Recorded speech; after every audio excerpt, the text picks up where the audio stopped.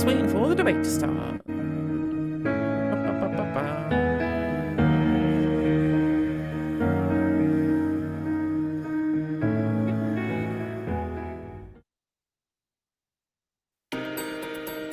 This is live. Yes. Students have been treated to a phenomenon known as Manhattan Henge. Okay. Humans really are very silly, eh? Very true. It's just the sunlight through the buildings, lads. Just chill out, you know.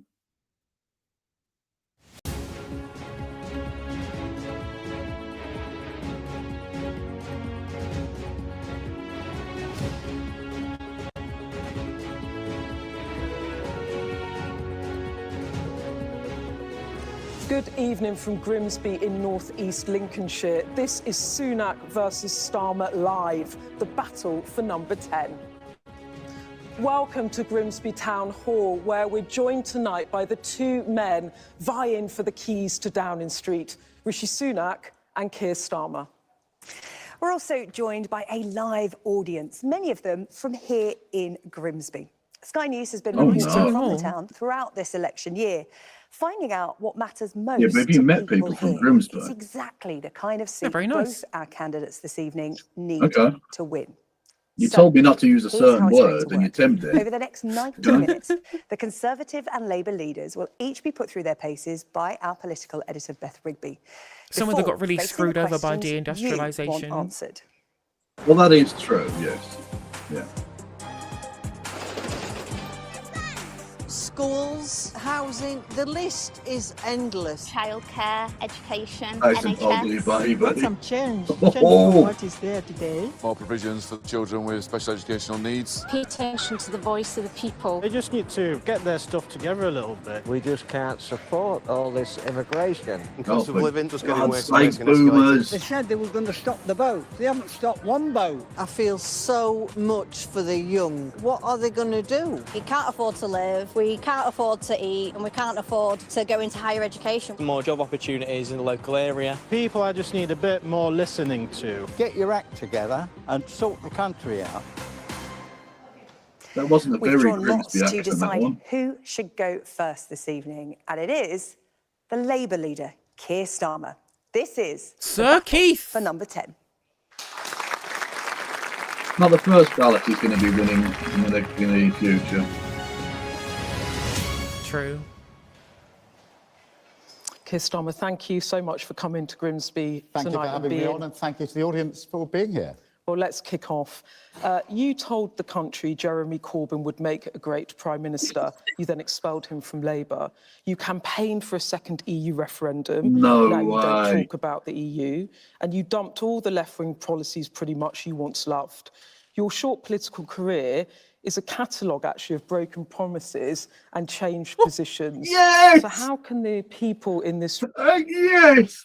Beautiful. Absolutely belting beginning. This is the level we need to be at. I'm so glad that election period makes journalists actually ask real questions, because, I mean, this has been our complaint from the start.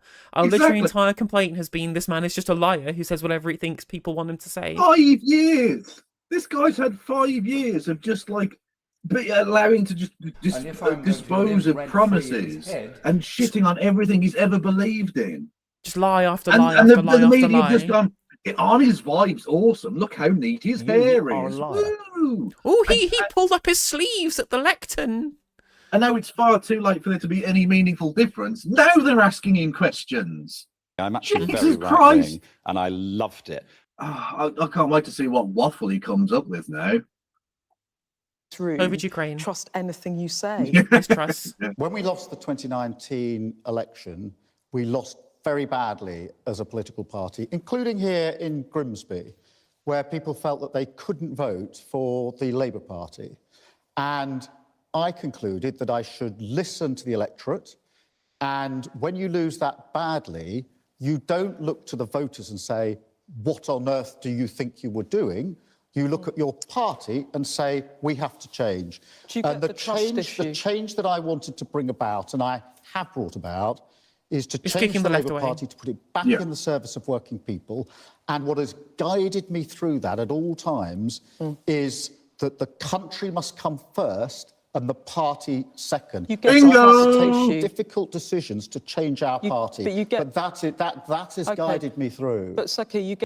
Yeah, but you didn't say that's what you were going to do. You lied to the Labour Yeah. leadership election to the membership.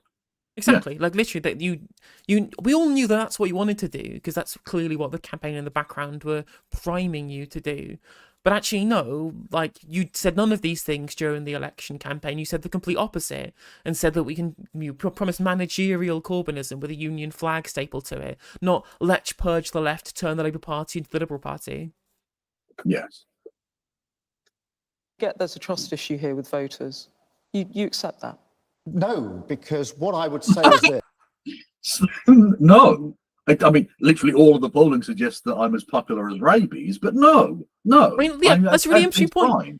He keeps saying, we can't look at the electorate and say, what are you doing? No, the polls show that people don't trust you, Keir. You've literally done what you said you shouldn't do literally 30 seconds ago. Yeah, bravo. This, I decided it must be country first. So every decision after that, I judged previous decisions, previous positions, and I said, is this truly country first, party second? If the answer to that was no, then I changed the position and dragged my party back to the service of working people. Not your party. Because I want this time round to put a Labour Party in front of people here in Grimsby and across the country that they know is a credible party, that is putting the country first and has a clear plan for the future. And that's been the hard work I've done over the last 4.5 years. Let's just go through that, because in the last two general elections, you asked people to elect Jeremy Corbyn as their Prime Minister. You said, I do think Jeremy Corbyn would make a great Prime Minister. Jeremy Corbyn, did you mean that? I was certain that we would lose the 2019 election. That's not the question that was asked. So, Keith, you're a lawyer. You should be good at looking at details of things here, right? She asked you, were you lying when you said that? No. Was he lying when he said that? Of the election? Was he lying when he said that Jeremy Corbyn was a friend as well as a colleague? Like, did he lie all of those times when he wanted to pay tribute to Jeremy Corbyn? Like, yeah, well, of course he was lying, but you know, lies are okay if it happens to the left, apparently.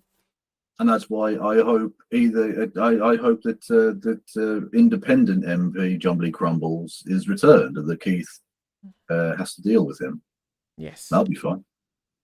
That wasn't my question. I was certain that we would. I was certain that we would lose it. I did campaign for Labour. Of course, I did. I will openly say I campaigned for Labour. I wanted good colleagues to be. You will openly say that, dickhead. That's not in question. You were the shadow Brexit secretary, mate. Yes, we know. Can you just answer a question? No, of course he can't. You Free space. Dishonest piece of poop. So you got me speaking like a 7-year-old now. I'm self-conscious. I'm all over the place.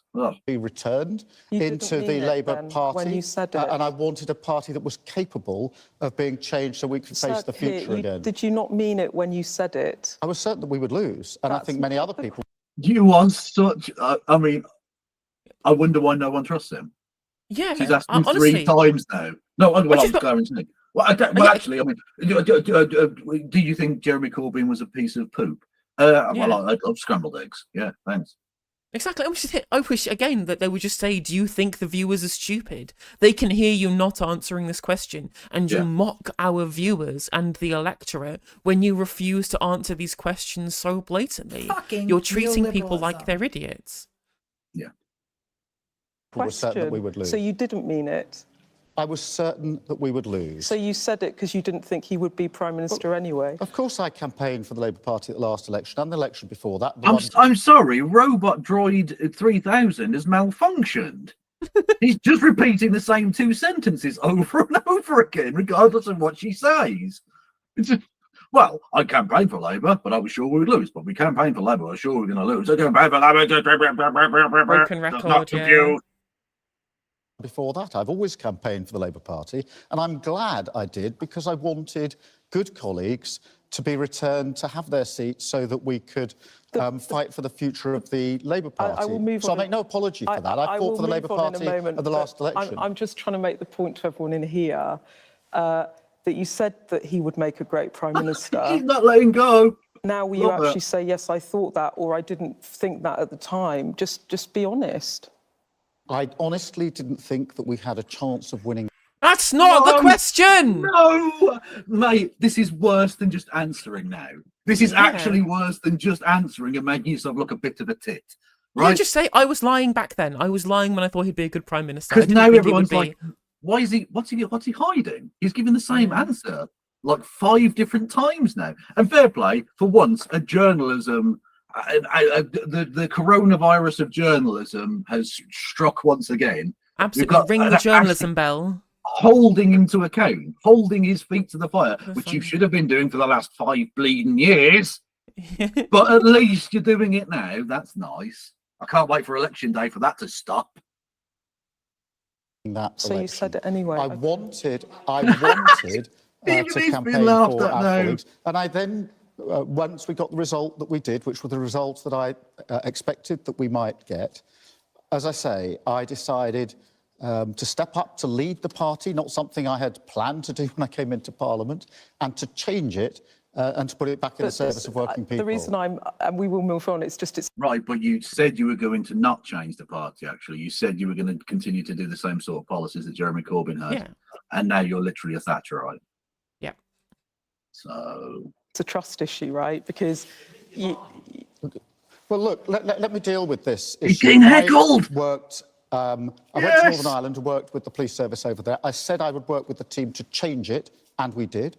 I then ran the Crown Prosecution Service. I was the chief prosecutor for 5 years. I said we would change the Crown Prosecution Service. My dad was a tool maker. I said I'd change it. We changed it. Pebble Dash Semi. Mum was in the NHS. Oh, my God.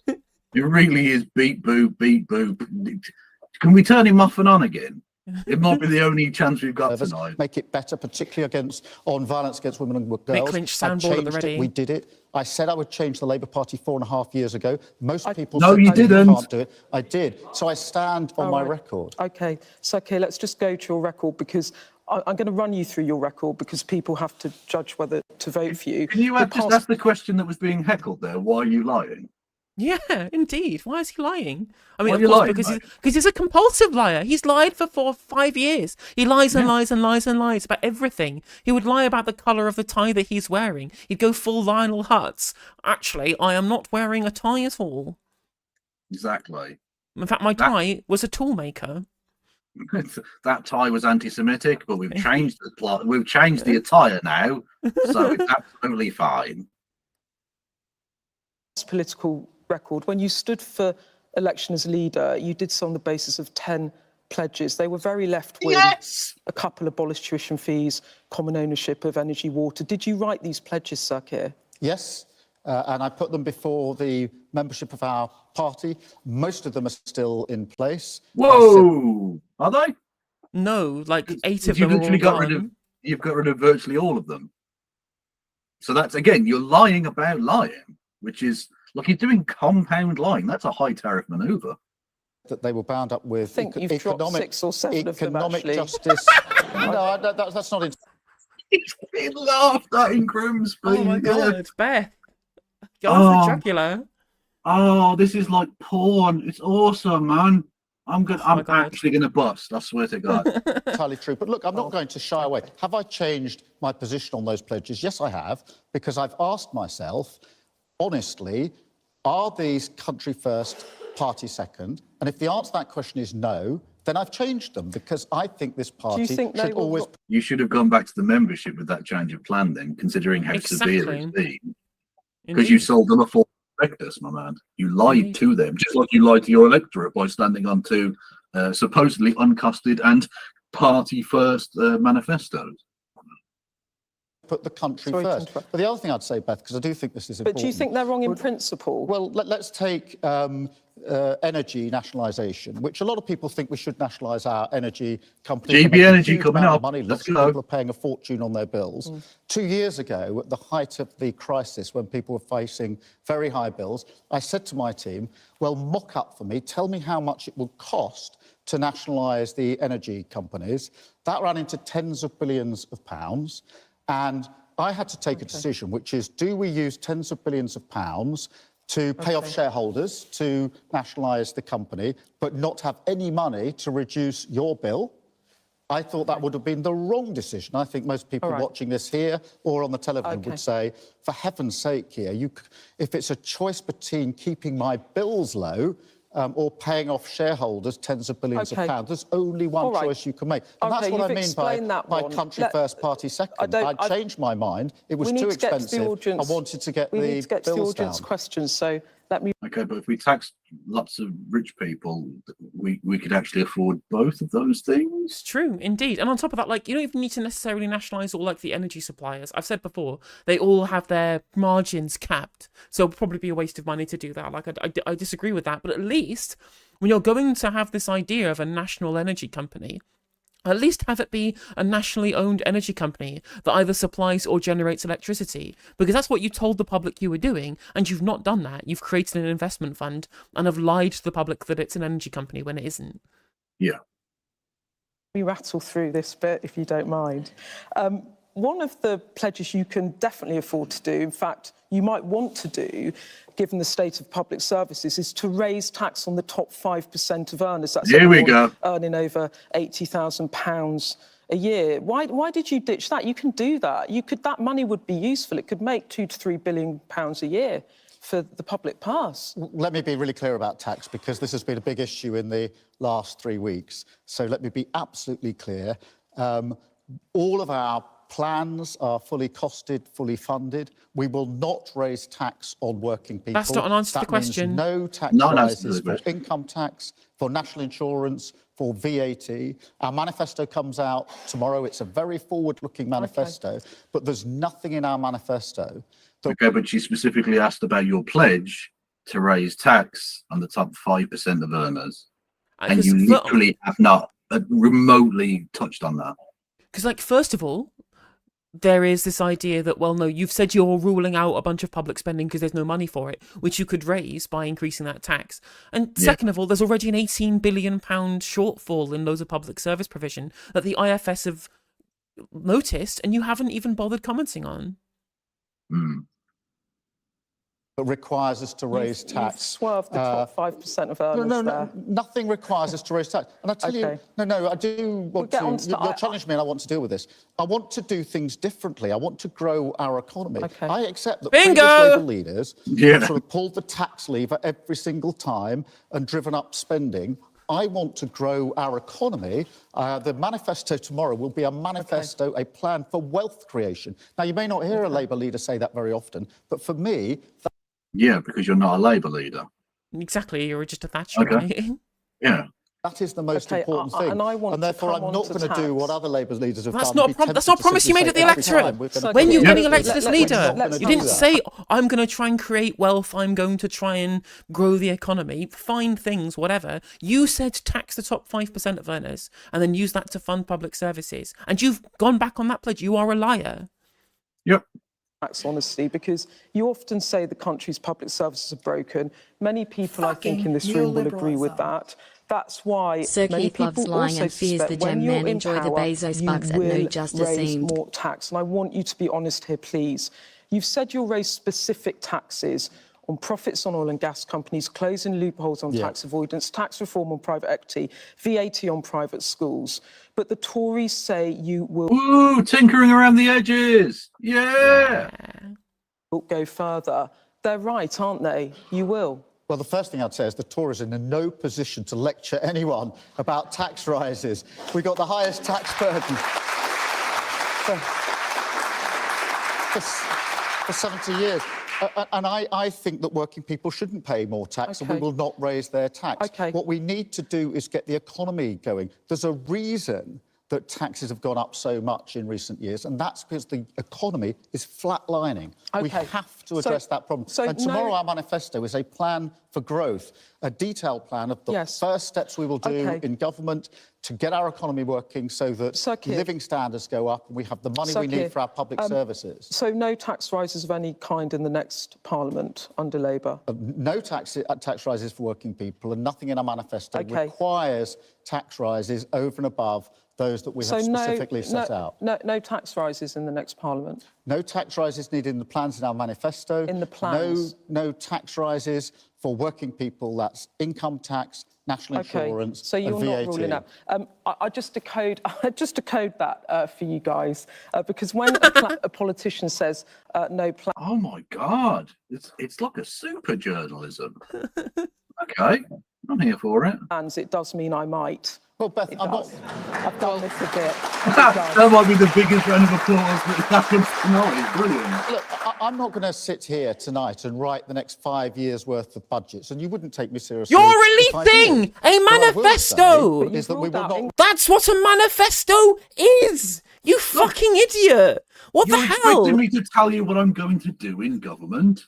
That's crazy, no, that's literally your job! Oh my God! He's I'm gonna have a fucking aneurysm. Look at the lost little boy eyes he has now, because he's had 4 years of not being questioned on this shit, having to put forward no real policy. And when he does put forward a policy and then scraps it, it's fine, whatever, good vibes. At least he's not the crazy scraggly haired man or anti-Semite, right? And now he's actually been questioned on it and been said, no, you do have to tell us what you want us to vote for, mate. That's what manifesto is. That's what the manifesto's for. Oh, no, can I not just continue to talk rubbish and you'll all just vote for me anyway? Yeah, like give you a mystery box to vote for. That's. I'm sorry, I do apologise to headphone users, but I'm losing my fucking mind. I'm going to have like a mental breakdown by the end of this stream. Like, this is the day before your manifesto release, and you're saying I'm not going to tell you what plans I've got for the next 5 years. That's your job. That's what the manifesto is for. It's ridiculous. Yeah.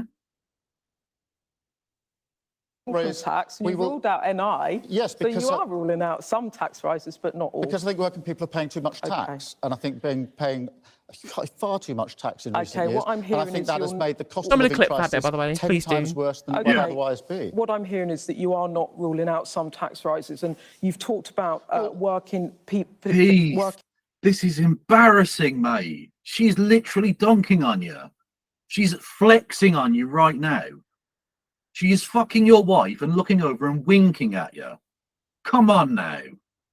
But I have said that none of our... We're going to unveil our manifesto tomorrow. No tax surprises. I got it. There's going to be no need to raise tax from the plans we're setting out. But the point is there are other taxes that affect working people, aren't there? What about council tax? I'm sure many people are worried about that. Yeah.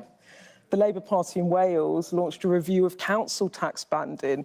Are you going to rule out a review in England too?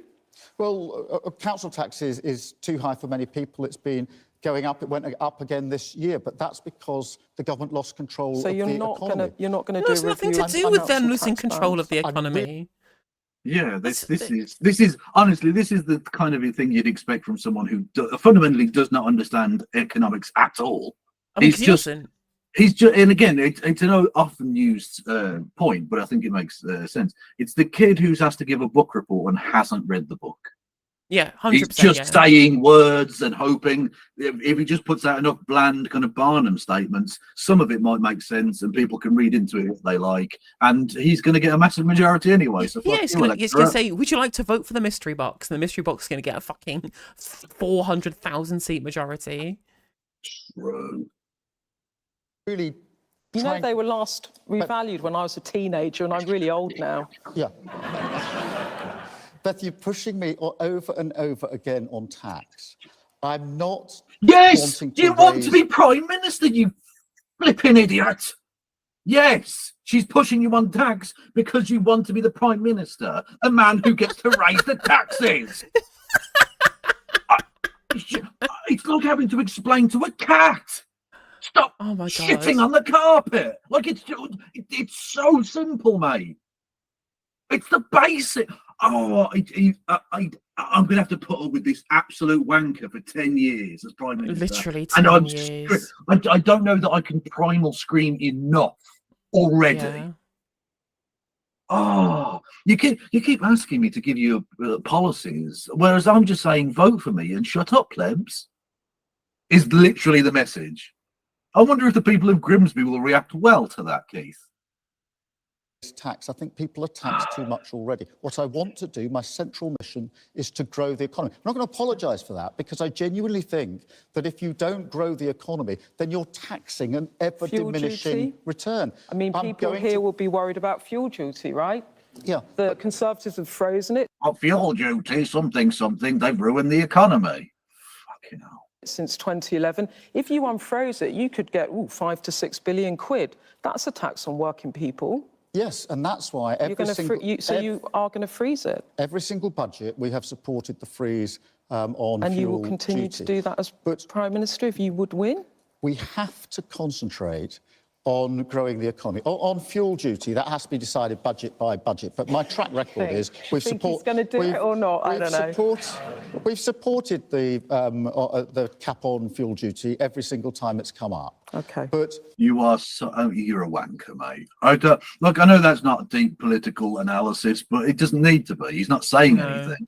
He's just a pointless wanker in a suit. You could literally replace him with anything. You could replace him with a fucking teddy bear. It wouldn't make any difference. He's just Labour Together's little sock puppet. That's all he is. He's a sock puppet. He is. He's Prime Minister Sooty, KC. It's embarrassing. It's embarrassing. He's going to get a 600 bazillion majority. That's the worst of it, because the Tories are useless. God almighty. I want to do things differently. If we just do things in the same way as we've done for the last 14 years, we'll end up in the same mess. I'm not prepared to do that. This election... You are! That is literally what you're planning to do. You're just going to do more austerity and nothing will get better.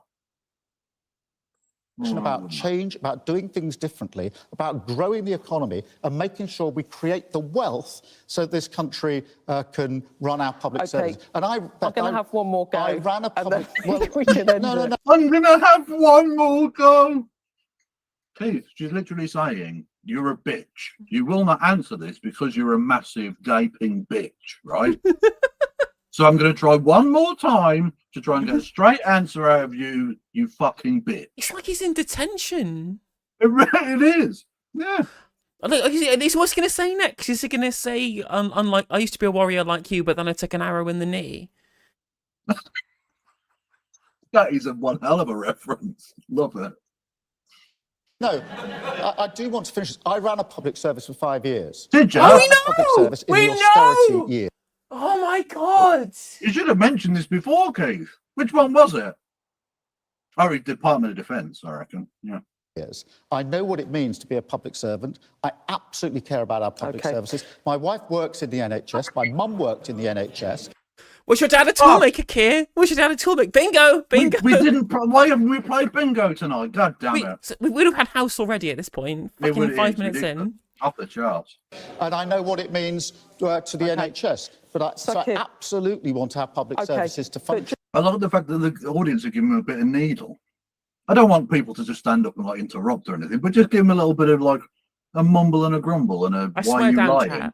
I swear down, chat. If I had managed, if I'd have gotten into the audience for these things, I would have printed out bingo cards and handed them to people in the audience and get them to shout "house" when he's got all of the things in a row. Oh, this shit posting card. Amazing. That would have been amazing. I'm going to try and get into a future one. I'm trying to apply. I believe in them. I worked in them for 5 years. I've heard the specifics on certain taxes, but to be clear, council tax revaluation, which could put up council tax bills, fuel tax, you're not being explicit on it. And that is your prerogative. But what about capital gains tax? That's the tax you... They're so used to the politicians being lying bastards. That's your prerogative. No, it isn't. No, it isn't. He wants to be Prime Minister. I think the prerogative is the people's, and that is tell us what you are going to do. Give us the truth so that we can assess that truth and decide whether to vote for you or not. It's called democracy. Mm. You pay when you sell a valuable asset like shares or a second home. If you made capital gains tax the same level as income tax, you could raise £14 billion a year. That must be attractive to you if you want to repair public service. Also, That is not in our manifesto. That is not. I'd like to ask, why have they set this apparently on the set of Blind Date? It is a bit Blind Date, yeah. We're going to have a lot of laughs. Let's go. There's a reference from 1992. You are very welcome. A choice that we are making. It will not be unveiled tomorrow. There's no surprises in our manifesto because our manifesto is a manifesto for growth. It's about how we tackle our planning laws, how we get the skills for our young people, how we set up Great British Energy. This is going to be a publicly owned energy company. So taxpayers' money that goes into investing in energy comes back to the taxpayer. Please clip the funny bits and post them to Twitter. Please clip. I've just got... Although I won't see them because I'm not. Please clip them, post them to Twitter and tag me and I'll retweet you. Let's go. Our economy for the future. Just the reason I'm asking you this is I don't know if you remember that interview we did in September 2021 when I asked you about wealth taxes. You said people who earn their money from properties, dividends, stock shares, they should be looked at. We need to look at a range of options, and that includes the way people earn their money. So you were looking at wealth taxes. You are looking at wealth taxes. It's okay to say it. We're not looking at wealth. Oh, God, he's so pathetic. Did you see the looks on his face there where he's like, oh, shit, she's got me. Oh, no, I'm going to have to answer. Can I just say we expected to lose in 2019 again? Can I just say that all the way through? Taxes, nothing in our manifesto will require tax flows. You'll see it for yourself. You won't rule it out. Let's test this tomorrow. I invite all of you, please, if you get the chance tomorrow afternoon, have a look at the manifesto. We're launching it tomorrow morning. But the manifesto contains nothing. The manifesto's 35 pages long, and you've already said you're not going to set out what you're going to do for the next 5 years on the campaign trail. You've said the manifesto is going to essentially just be a mystery box. So yeah, like, they'll read the manifesto and it'll say, we have no plans to have all of these things that we may or may not do. And she's already called you out that the we have no plans thing is just something that you might consider in future, but you don't want to rule out. You will see for yourselves that every single thing is fully costed, fully funded, and they do not involve tax. So we're going round and round in circles. Well, no, you all know too that if it's not ruled out in the manifesto, it's on the table. So let's just carry on. What about you? Personally, you earned £128,000 in tax last year. You paid £44,000 in income tax. That puts you in the top 2 to 3% of earners. Would you personally be happy to pay more tax? Yes, of course.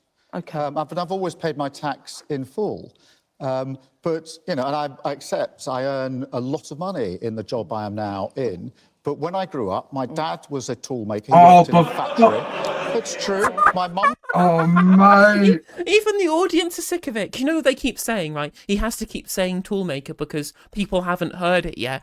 We've all heard it now. We're all sick of it. Please talk about your policies. The people of Grimsby, some of whom are tool makers, know that you're condescending and you're just repeating the same line. They literally laughed at you, mate. Well, it's not even necessarily condescending. It's just, it's more kind of patronising. This idea that you can trust me at being Prime Minister. I know what it's like to be you because my dad was a toolmaker. I know I'm massively divorced from that, given that I've been a hotshot lawyer and the head of the Crown Prosecution Service. Apparently, not that he mentions it for however long, and I'm a very well-paid politician. And it's not like I've massively moved away from that class background, even though my dad actually owned a tool-making business, wasn't like just a salaried worker. Then you don't care. I don't care about your background. It's fine if you have created class mobility. You've gone through class mobility. That's all well and good. Just tell me your policies. That's what the election is for. Yes. I was a nurse, and actually we couldn't make ends meet, which actually isn't a laughing matter. We couldn't make ends meet. That's not. He's literally sniping at people laughing at him now. Well, the thing is, he thinks they're laughing at him. They think they're laughing at him because they think there's something embarrassing about being a toolmaker. Like, I get this all the time, like on Twitter and things, or on social media. Well, I'll make the toolmaker joke. People are like, oh, so you think it's unbecoming of people being a toolmaker? I'm like, no, it's a skilled profession that's necessary for our economy. What we're laughing at is that A, he says it 5,000 times a minute, and second of all, he keeps using it as a tool, lol, to avoid actually talking about any policies or any actual direction because they're trying to get us to trust the mystery box because they're doing this whole Ming Vaz strategy that involves not saying anything that any part of the electorate might get pissed off by, because any direction might throw some sections of the electorate away from you. But that's not how politics works. You will lose some people by saying things they don't like, and that's fine. Just admit that you have no actual direction. Yeah. And I'm just going to say this now. You keep saying I'm not going to apologise for stuff. I think his dad should apologise for not pulling out, but that's just me. For creating the tool. We couldn't pay our bills. Exactly. I know what it feels like to feel anxious about the next bill which you can't pay. And a lot of what I recognise is a lot of people today are in precisely the same position as I was in. And politics is about your policies, of course it is, but it's also about who do you have in your mind's eye when you make your decisions? Who are you thinking about when you make your decisions? I'm thinking about the people who are struggling with their bills. I'm thinking about working people who deserve a better Britain. I'm thinking about working people who want their living standards to go up. And our plan for the country, which we will set out tomorrow, is a confident, hopeful manifesto for change. But I'm nearly finished.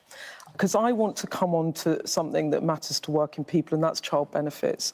At the moment, just to remind you all, if you probably know, there's a 2-child benefit cap for families, some of whom have more children than that. This is hitting some of the poorest and most vulnerable in Britain. The Resolution Foundation think tank says families cannot claim about £3,200 per extra child a year. Dozens of organisations, from the Trade Union Congress to the Church of England to the former Prime Minister, Gordon Brown, have called for it to go. Will you scrap it? Is that in your manifesto tomorrow? No, it isn't. And it's been a really difficult decision for all the reasons you outlined.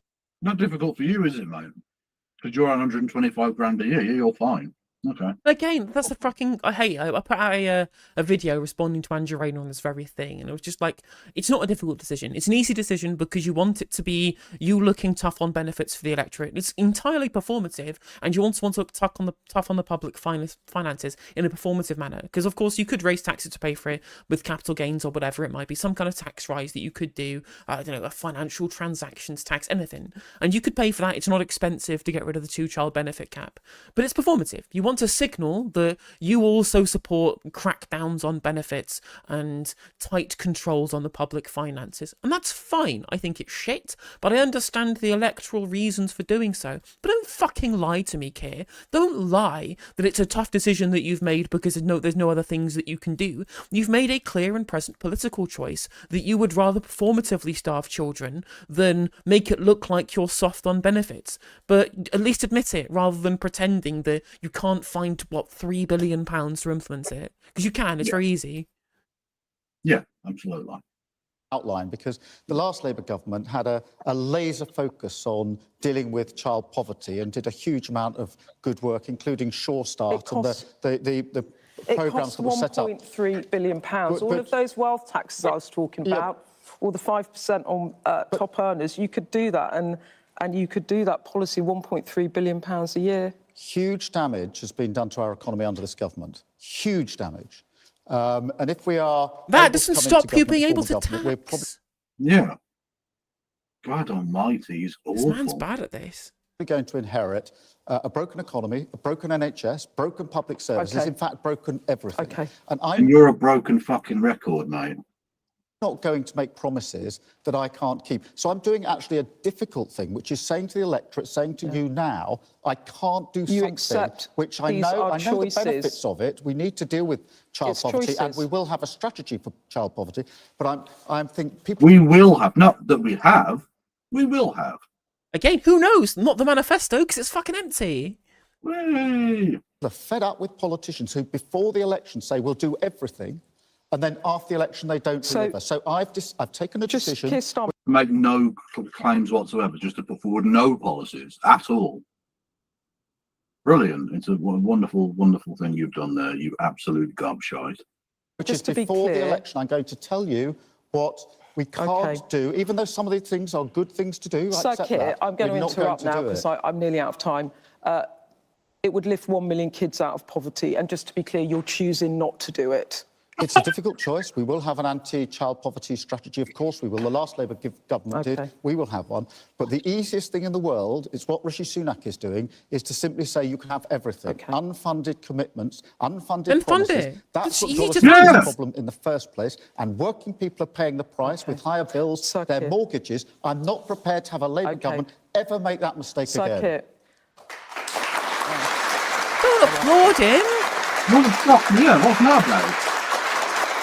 Sakir, some people feel that they don't really know you. Some people say you change your mind all the time, and I hinted at some of that. Or lies. Some people say you're boring and stiff. Tell me something. Tell me something, a morsel about yourself that will change people's minds. All my life, I've believed in service. That is why I worked in Northern Ireland with the police service of Northern Ireland to ensure confidence in both communities. I thought that was a really important thing. That's why I worked and headed up the Crown Prosecution Service, public service. That's why I came into politics. Talk about McLibel. It's like the one good thing that you've done. And wondered what to do next. My wife was ringing adverts in the papers about, well-paid lawyers' jobs, and I said, no, I want to serve my country, which is why at a late stage, actually, I came into politics to serve my country. Was Vic, your wife, not keen for you to do this? No, she wasn't at all. She what thought did she think it'd be about far the better to continue being a lawyer on a real. Because really and truly, this is a fucking lie. This is an absolute lie. He didn't get into politics because he wanted to serve the country. No, he got thrown into politics as a member of Holborn and St Pancras CLP at the last minute by the NEC because they needed somebody to be Ed Miliband's potential Attorney General if they won the election they thought they were going to win. Just go, you're a lawyer, you'll do. That literally, he was inserted by the Labour Party. He was thrown into politics against his will. This isn't a thing that he went up and did. And again, if you wanted to talk about the things that he's done in his past that might surprise people, talk about the actual good things that he did. Ending or getting people prevented from being executed in countries in the West Indies, for example, in Africa. The McLibel case, where he worked for free, trying to get people who were being, sued by the billionaire lawyers of the McDonald's Corporation. These good things that he did. Again, all that great work he did to get Jimmy Savile prosecuted. Oh, no, he didn't. Oh. Or all of the Portuguese people that he got deported for stealing ice cream. Because that's his record at the Crown Prosecution Service. Was it failed to prosecute the Ian Tomlinson event? Yeah. No, some really good stuff. The unbelievably low conviction rate for rape and sexual assault as well. Which good. Emily Thornbury, as a Labour MP, deliberately criticised that the CPS wasn't doing a good enough job against VAWG when Keir Starmer was head of the CPS. Not anymore, though, surprisingly. Now she's in his cabinet.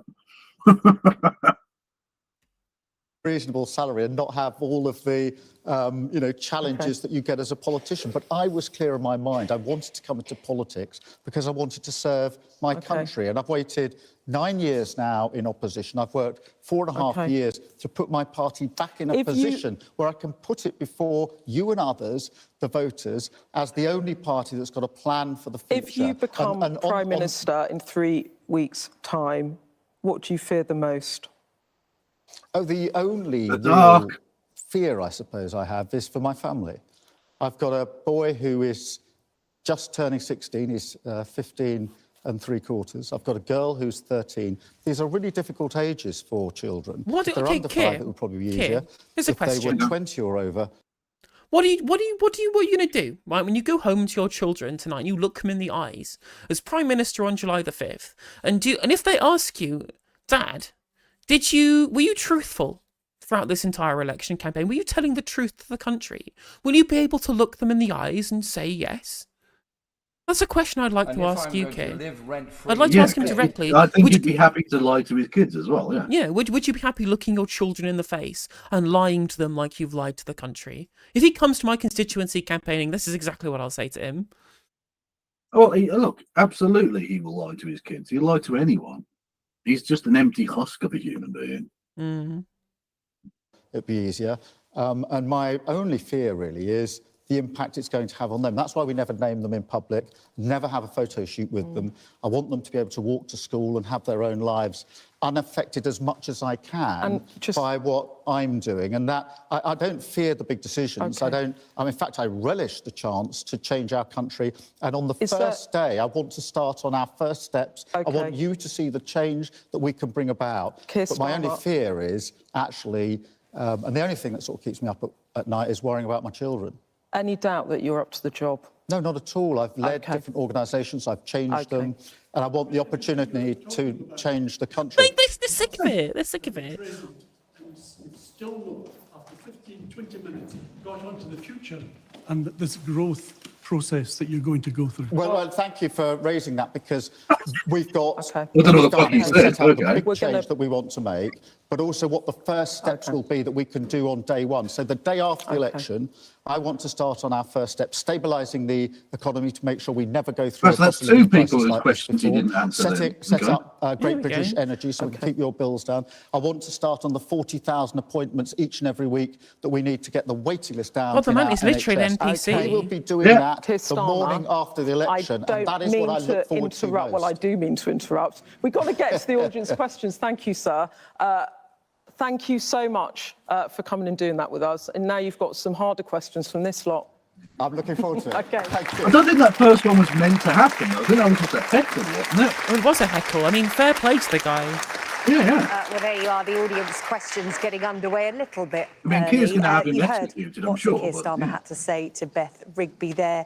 He said he was certain that Labour would lose that 2019 election, but he has put the party back in the service of working people, putting the country first, he said. He also insisted there's nothing in the party's manifesto, launched tomorrow morning. Yeah, there's nothing. That's it. Just stop that sentence there. There's nothing in the manifesto. He said the party isn't considering wealth taxes, with all of their commitments fully costed. And he also said that he would personally be happy to pay more tax. Well, now it is your turn to put your questions to the Labour leader. Because it's not about individual sacrifice. Now, our first question comes from Sharon, who is from Grimsby. Sharon, where are you? There she is. Take it away, Sharon. So, as someone born and bred in Grimsby, I'm proud of our town, but it has some of the most disadvantaged areas in the country, with high levels of child poverty, inadequate social housing and increasing numbers having to use food banks. How will Labour address these inequalities and improve outcomes for the most disadvantaged residents, both here and across the UK?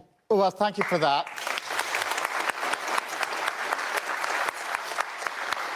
And I've been to Grimsby a number of times now, and my strong impression is that you're absolutely right about the challenges that people are facing, and we've had discussions about that even this morning with various groups around Grimsby. The very real challenges, the cost of living crisis, the challenge that people have with schooling and with health. But what I've also been struck by is the pride and ambition that people have in their place and in Grimsby, and the sense that they want a government that matches their own ambition. I think the way to do that is to ensure that the government works with local communities, local businesses. We need a growth plan for Grimsby, which your fingerprints are on. I don't want someone standing in Whitehall and Westminster looking at a map and deciding what they think is best for Grimsby, because I think with people with skin in the game are the people who make the best decisions. Which is why I want a government that Which is why you've imposed loads of outsiders on people as candidates, including two this week in Birmingham. The Hall Green and Northfield constituencies have both had outsiders who no one's ever heard of. One of whom is a decorated Afghan war veteran. So, in order to replace the guy who was kicked out because he was too pro-Israel and the Muslims didn't like it, they replaced him with a guy who killed a different set of Muslims in Afghanistan. Love it, love it. Who's also not from the area and no one knows who the fuck he is. Brilliant. Yeah, skin in the game, mate. Partners with you, drives through the change, creates the conditions for businesses to thrive. If that means changing the planning rules so we get our roads sorted out, the congestions and the potholes are an absolute nightmare. create the conditions for businesses to thrive. I was really struck, the time before last I was up here, I was looking at some of the offshore wind turbines and talking to apprentices here in Grimsby. Brilliant young people, by the way, who all lived within about 20 or 30 minutes, of where they're working. And they were very skilled going out to maintain those wind turbines. We need more of that. This is just like regular growth policy. This isn't directed at other parts of the country or abroad. That's the sort of... She said literally about like housing and you know, poverty and food bank usage, and you've not talked about any of that shit. No. Because you don't care. That's the sort of challenge that I relish. It's what I want to do on day one, which is to get to this place where I can roll up my sleeves, work with you, have the respect to listen to what you're saying here, not sit a long way away and make decisions about what should happen in Grimsby. And I'm convinced that if there's a government that has ambition that matches the people of Grimsby, we can move this forward very, very quickly. And I can see some of the green shoots there already, because some of the work that's going on, we had a round table this morning. I'm listening to Alan Partridge. I'm just listening to Alan Partridge talk. It is absolutely. He's just saying words. Well, Rishi, and the growth will grow, the growy grow.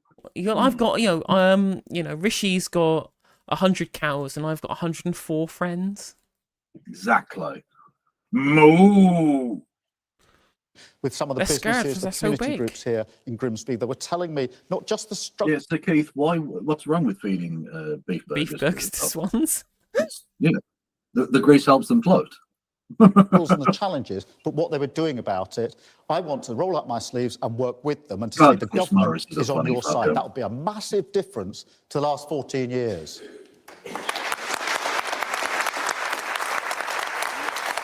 Who's clapping that? Why are you clapping that absolute non-entity of an answer?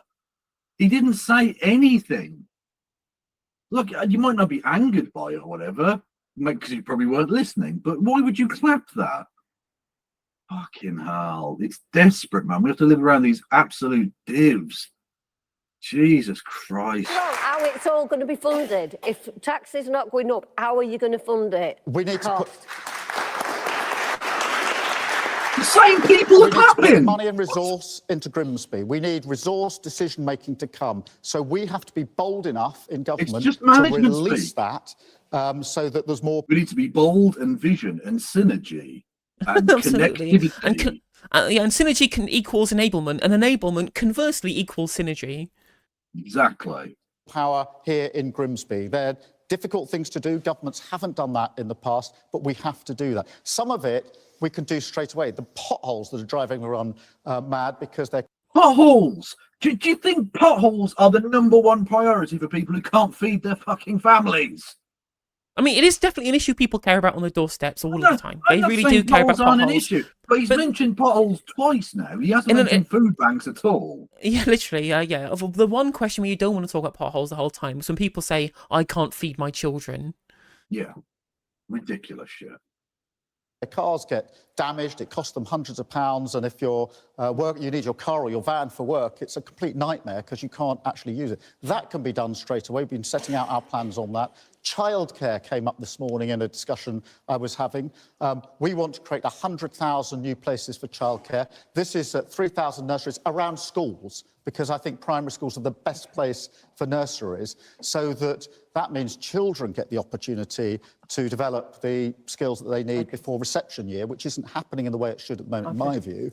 But also, parents and carers can go back into work, which many of them want to do, and that then helps the local economy. There are things that we can do, goes back to my point. We've got first steps, the things we want to do the day we get into government. If we're elected in, that I want to start, and I've said to my shadow cabinet, I want you to prepare months ago for the first day in government. I don't want you picking up the phone on day one. I want to know you're ready, and that's why I'm so... Okay, if they're ready, tell us what plans they have. Because you seem to suggest you don't, like, you're just going to, I don't want to make any promises. Well, what promises are they making to you? What have they said to you that their plans are? And then you could put it in a document and you could call it a fucking manifesto. Confident that we can do this as soon as we get the chance, if we do get a chance, to bring about the change this country so desperately needs. Okay, thank you. I've got so many questions. That's all right. Look at them all. Oh, so many questions. And the next one comes from Jonathan. He's a junior doctor from Leeds. Jonathan, there he is. Thank you. So I've been on strike because I earn more money per hour working part-time as a university student than I do as a newly qualified doctor. Abysmal pay, conditions and morale mean that more of my colleagues than ever are planning their exit, and I worry about what this means for my loved ones and the wider general public. Scotland and Wales have decided that they can pay NHS doctors fairly. How and when will you commit to doing the same in England? Well, we won't be able to do anything unless we win the election. We've obviously only been in opposition so far. I have been frustrated, if I'm honest, that these strikes have gone on as long as they have gone on. The strikes are very bad for patients. People are very anxious about the strikes. I don't think doctors want to be on. It's out here going, I know that you really are in trouble. I've been frustrated. It's because you're screwing over patients. And that's how you win over voters, Keir. When you impugn doctors for striking for harming patients. Not a great answer to the question. I'm just going to put that out there.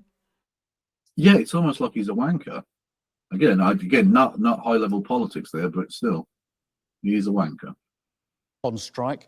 As I said earlier, my wife works in one of the big London hospitals, for fuck's sake. So I know firsthand and relayed every night bingo. the pressure that NHS staff are under. It's been unrelenting during COVID, unrelenting now because of waiting list. So what we would do is, instead of arguing about who gets in the room first to negotiate with the doctors, we would roll up our sleeves in a grown-up way, get in the room and settle this dispute so that patients can get the care they need. Speak like a normal human. Speak like a normal person. We're going to leave sleeves, adults in the room. Woo! No, that's like the second time he said the phrase "roll up our sleeves." Oh my God. I don't know. Maybe he's artificially inseminating a cow. I don't know. Could be any number of reasons why one would need to roll up sleeves. Get back to work and the country can move forward, because we can't go on like this anymore. And the sooner we have a bit of grown-up politics in this, the better, I think, because we absolutely need to move forward as a country. Are you going to pay them more? Yeah, I was about to say, she just got in before me. Are you going to pay them any more money, dickhead? That's literally the guy was being a bit more diplomatic about it, because it's, you're supposed to have some more, broad question or whatever. But basically his question was, are you ever going to pay us when you become Prime Minister? Yeah, and it's not answered, of course. Yeah. It's not answered at all. I know what he was going to say. We can't afford 35%. Absolutely. The Tories crashed the economy. COVID, Ukraine, Liz Truss. Exactly. If it wasn't for Liz Truss, I'd definitely pay you 35%. If in doubt, break glass for Liz Truss. Exactly.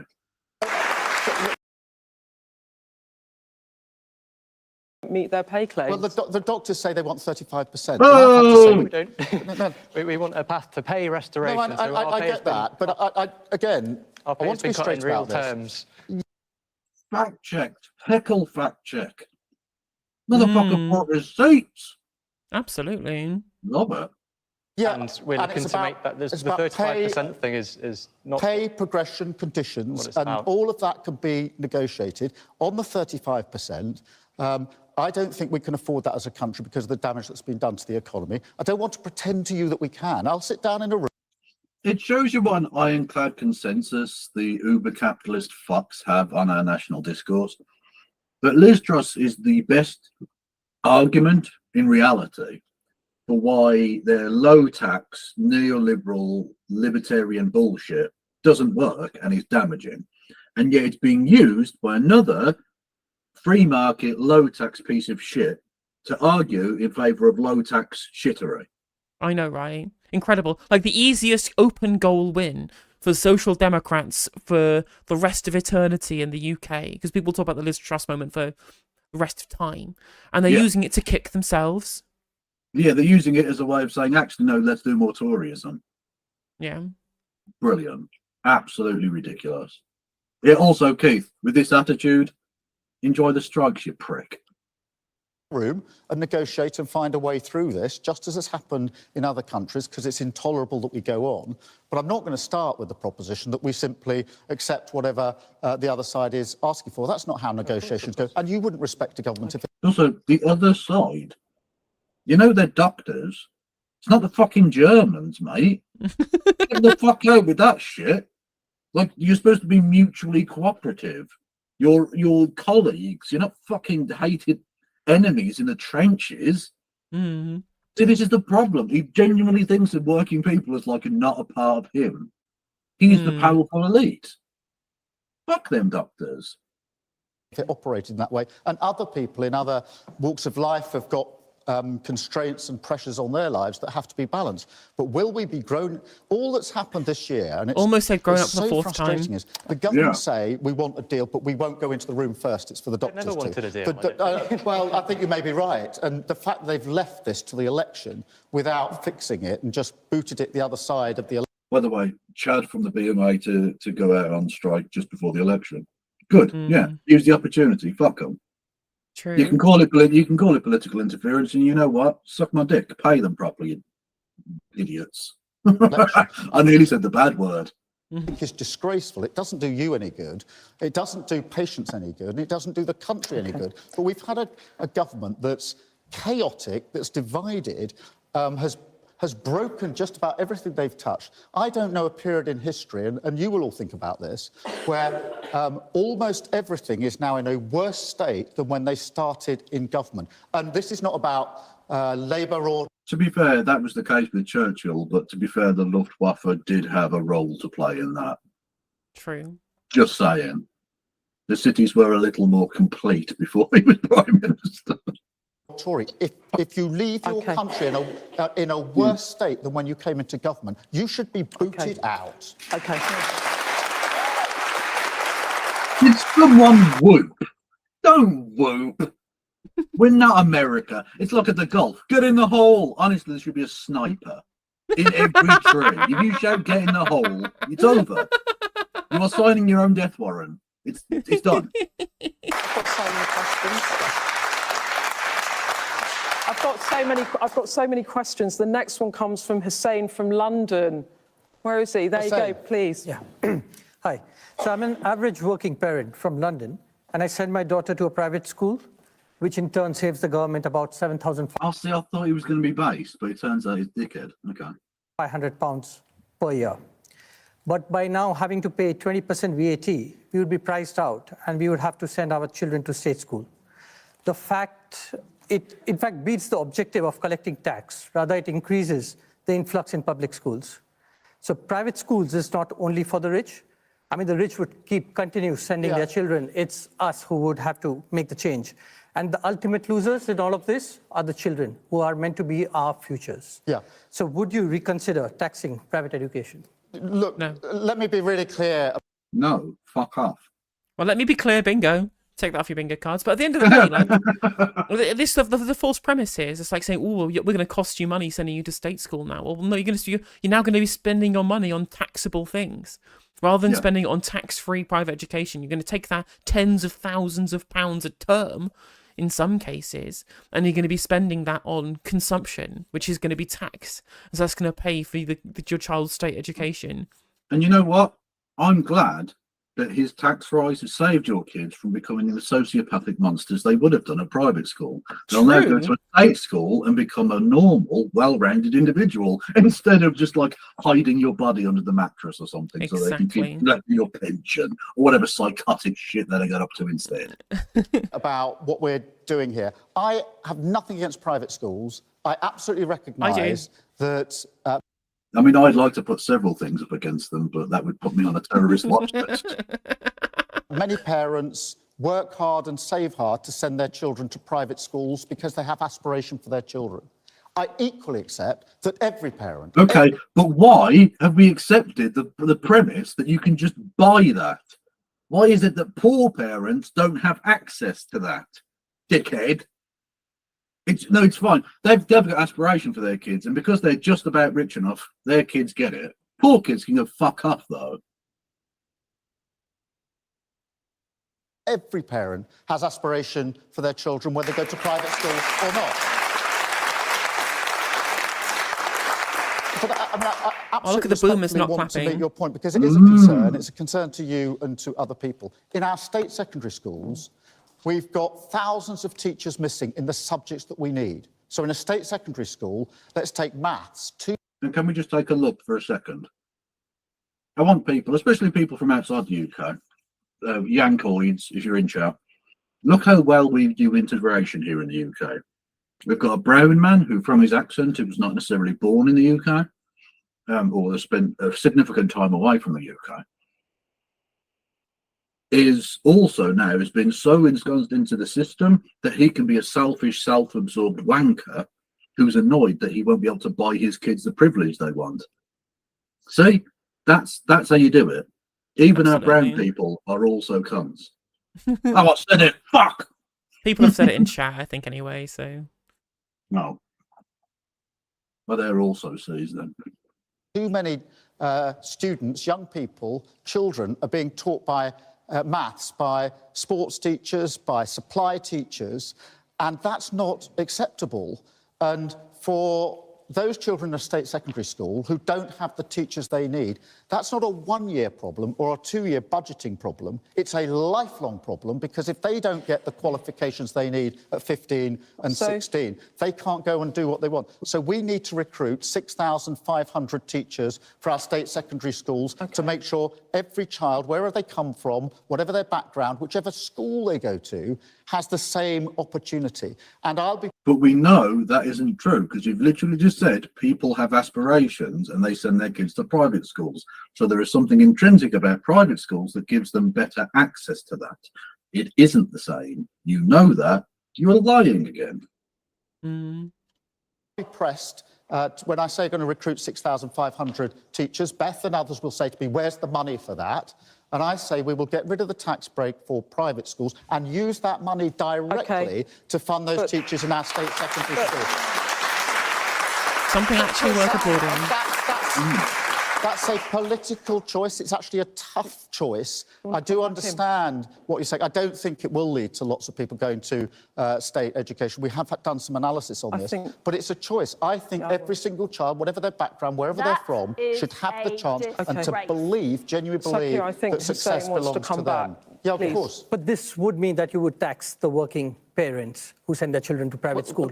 Because we tax you if you're spending the money on something else as well. VAT is a tax on consumption. If you're not going to spend 10k on like a term's worth of private education, you're going to spend that money elsewhere, and one would presume that would also be taxable. You're going to get taxed regardless of what you spend that money on now. You don't just get to get tax-free to be able to send your kids to get a leg up on education that poor kids don't get. Why should that be a tax break? What else you want tax breaks on that just doesn't make sense, that gives people an extra leg up, right? You're going to give tax breaks on tutors? Do you want tax breaks on, lessons from people with MBAs? I don't know. Yeah. Hello there, Rohak. I saw you in Grimlow's chat earlier, and I can't help but feel that I didn't give you permission to be in anyone else's chat. What are you doing? You cheated on me.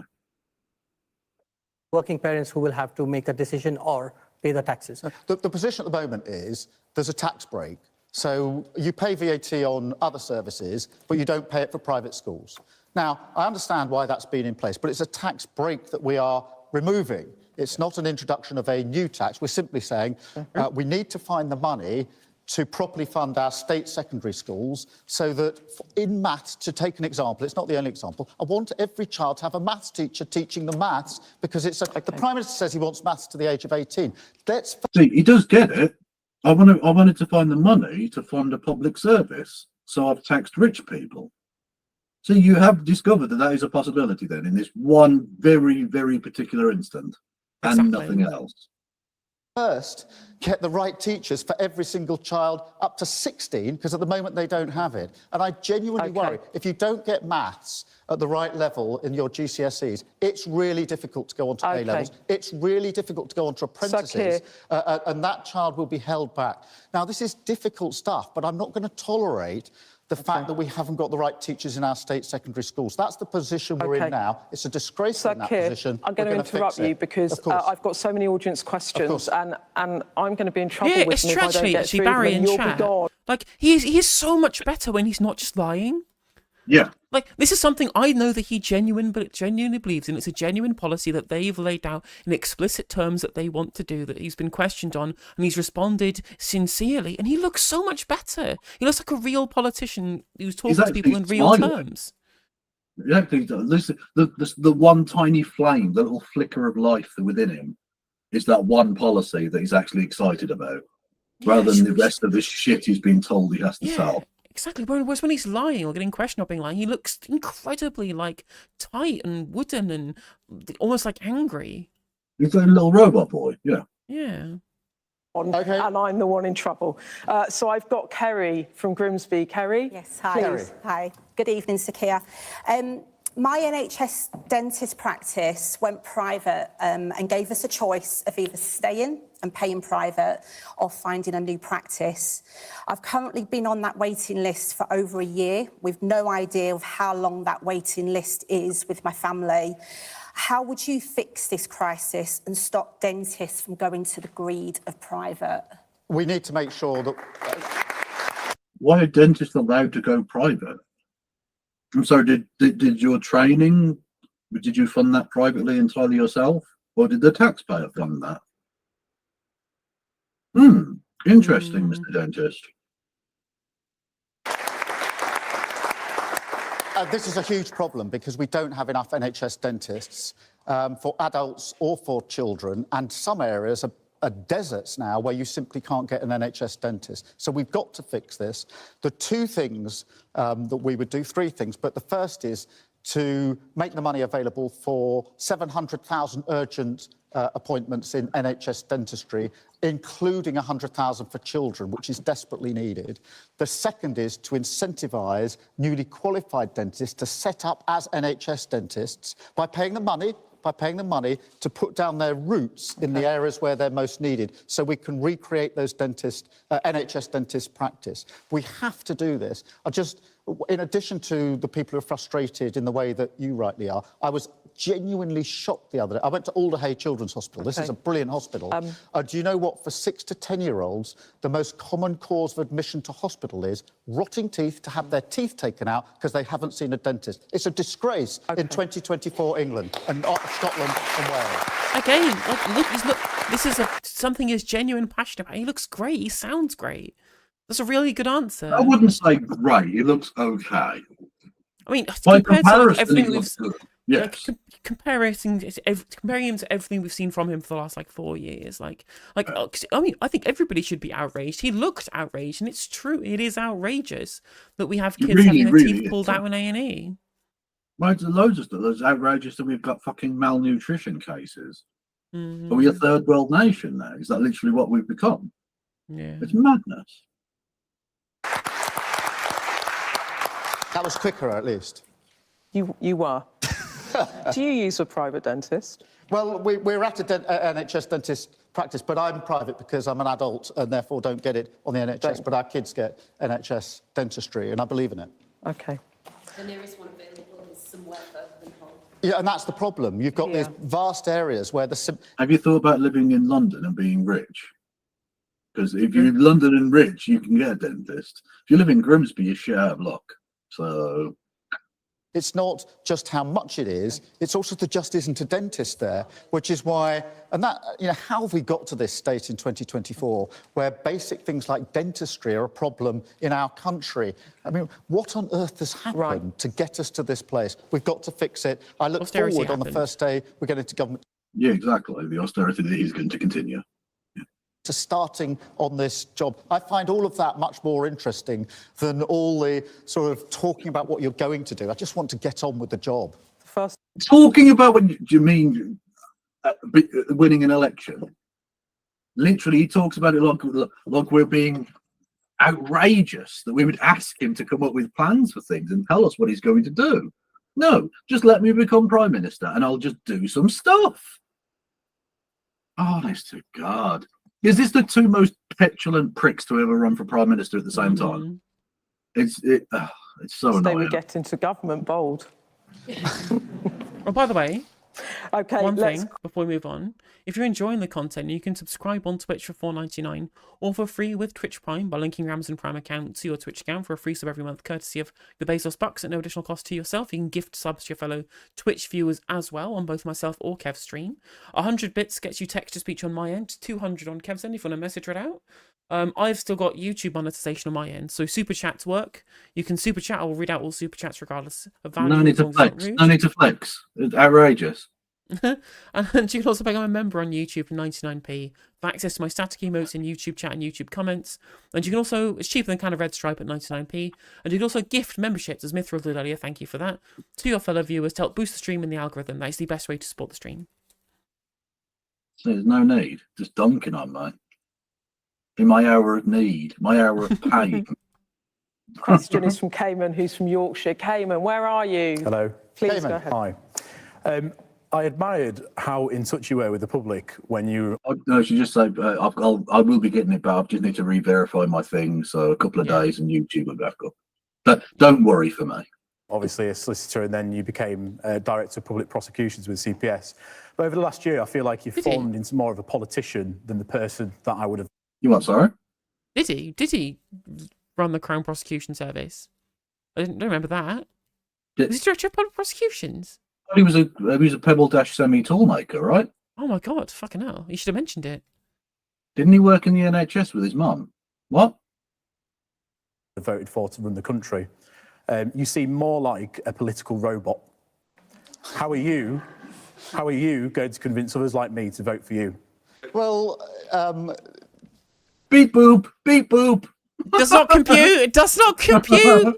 Just lost it. Yeah, because it's true. Like, he has just a series of lies, a series of rehearsed statements just said over and over again like an NPC. Yeah. Tell him you didn't think you were going to win in 2019. Just say that again. The most... It's true. I know it's true. Yeah. Went to run the Crown Prosecution Service. You referenced that. I was the chief prosecutor for 5 years. Beat it! What the fuck? That's the point he's making. No, it's a toolmaker. Mum, Dad, smash the gangs. Oh, I feel like Starmer Bingo's too on the nose now. Like there's no sport in it. It's just a robot. Starmer bot has performed an illegal operation and must close. Would you like to send an error report? Exactly. 404, program not found. Years, effectively bringing in every criminal prosecution in England, in Wales, including here in Grimsby, in our courts to make sure that where people broke the law, they were prosecuted and you were kept safer as a result. Yes, we know what that is. Yes, we understand how Answer the prosecution service works, mate. Yeah, you deal with fucking crime. Okay. Of course, with my staff. I worked before that in Northern Ireland, so I've had this constant theme in my life of trying to... I'm just repeating yourself. His point was you sound like a robot, and what you have done is prove him absolutely correct. Yeah, you just can't run program history in Northern Ireland plus DPP. Yeah. Execute. Jesus fucking Christ. To serve the public. That's why I worked in Northern Ireland. That's why I worked in the Crown Prosecution Service. That's why I to go into politics. I came into politics quite late in life. Oh my God! Every single sentence he has said in response to this is something he's already said. Every single... He hasn't said an original thing in response to the question that he's a fucking robot. Is he actually a robot? Is he not a real, actual flesh and blood human being? I don't know anymore. Literally, you know what it's like. You know what it's like. It's like the in iRobot. It's like the hologram of the scientist that goes, "I'm sorry, my responses are limited. You must ask the right questions." Yeah, it really is. Beforehand, but I took the decision that I couldn't take the issues, make the changes that I thought were necessary unless I went into politics. I was frustrated. Do you think you've changed? Well, I've been much clearer in my own mind that the country must come first and the party politics second. I'm really, I don't apologise for that. I think that's really important. I think it probably is a result of coming into politics late because he still hasn't said anything original. All already said this evening. Yeah, exactly. Not the stuff he said before, because obviously, there's only so many words under the sun. But yeah, he's blue screening. He literally is. It's just a glitch. Sir Glitch Programmer, KC. Tribally political. I actually do believe there are good people who vote other than Labour who want their family, their community and their country to go forward. And that's why I've said, if we are to come into power, I want a decade of national renewal, and I want everybody who... National renewal! Bingo! Bingo. 5 missions, beep boop, beep boop. Wants the country to improve, to feel that there's a place for them, whether or not they traditionally voted Labour, because I actually you genuinely want Tories to vote for that you, the we vast know. majority of people in this country are reasonable people, they're tolerant people. Have you met British people? And also, this isn't an answer to the question. This isn't the question that was asked. It was asked like, what's changed about you? Why should I vote for you after you've changed as a person? And they just going, here's my politician answers I'm going to give you. Beep boop. Who sort of live and let live, and if given the chance, would pull together to advance their community, to advance their family, and to advance their country. And I don't think you need to be tribally Labour for that. I think you can actually pull the country together. And that would be a real moment for us. I'm going to have to, because I'm... Yeah, of course, that was a bit long. Didn't say a fucking word of interest, nothing original. Literally proved the guy was correct when he called him a robot. Yeah. A genius. Honestly, Keith, you are such a dickhead. Apologies. Cayman, did he convince you? Yes or no? I hope you don't answer the questions how you answer the questions, and I hope you never answered them the way that you did when you were a solicitor, because you don't seem to answer the question. Okay. I'm gonna... True. Wrecked. True. And an applause about that as well, because it's true. He doesn't answer the questions. That's like the one defining aspect of Keir Starmer's time as leader of the Labour Party. He just doesn't answer questions. He has a pre-programmed response that he repeats over and over and over again, because he doesn't want to say anything that might shut a door for what they'll do in government, because they have no actual concrete plans for government other than just please vote for the mystery box. True. Although what I will say is that not answering the question when you're a solicitor is actually sort of one of the skills. Like when you know he's guilty as fuck, but you still got to defend him. Not answering the question is a relatively, that's probably the best thing for it. That's why they've got the plead the fifth in America. You don't have to incriminate yourself.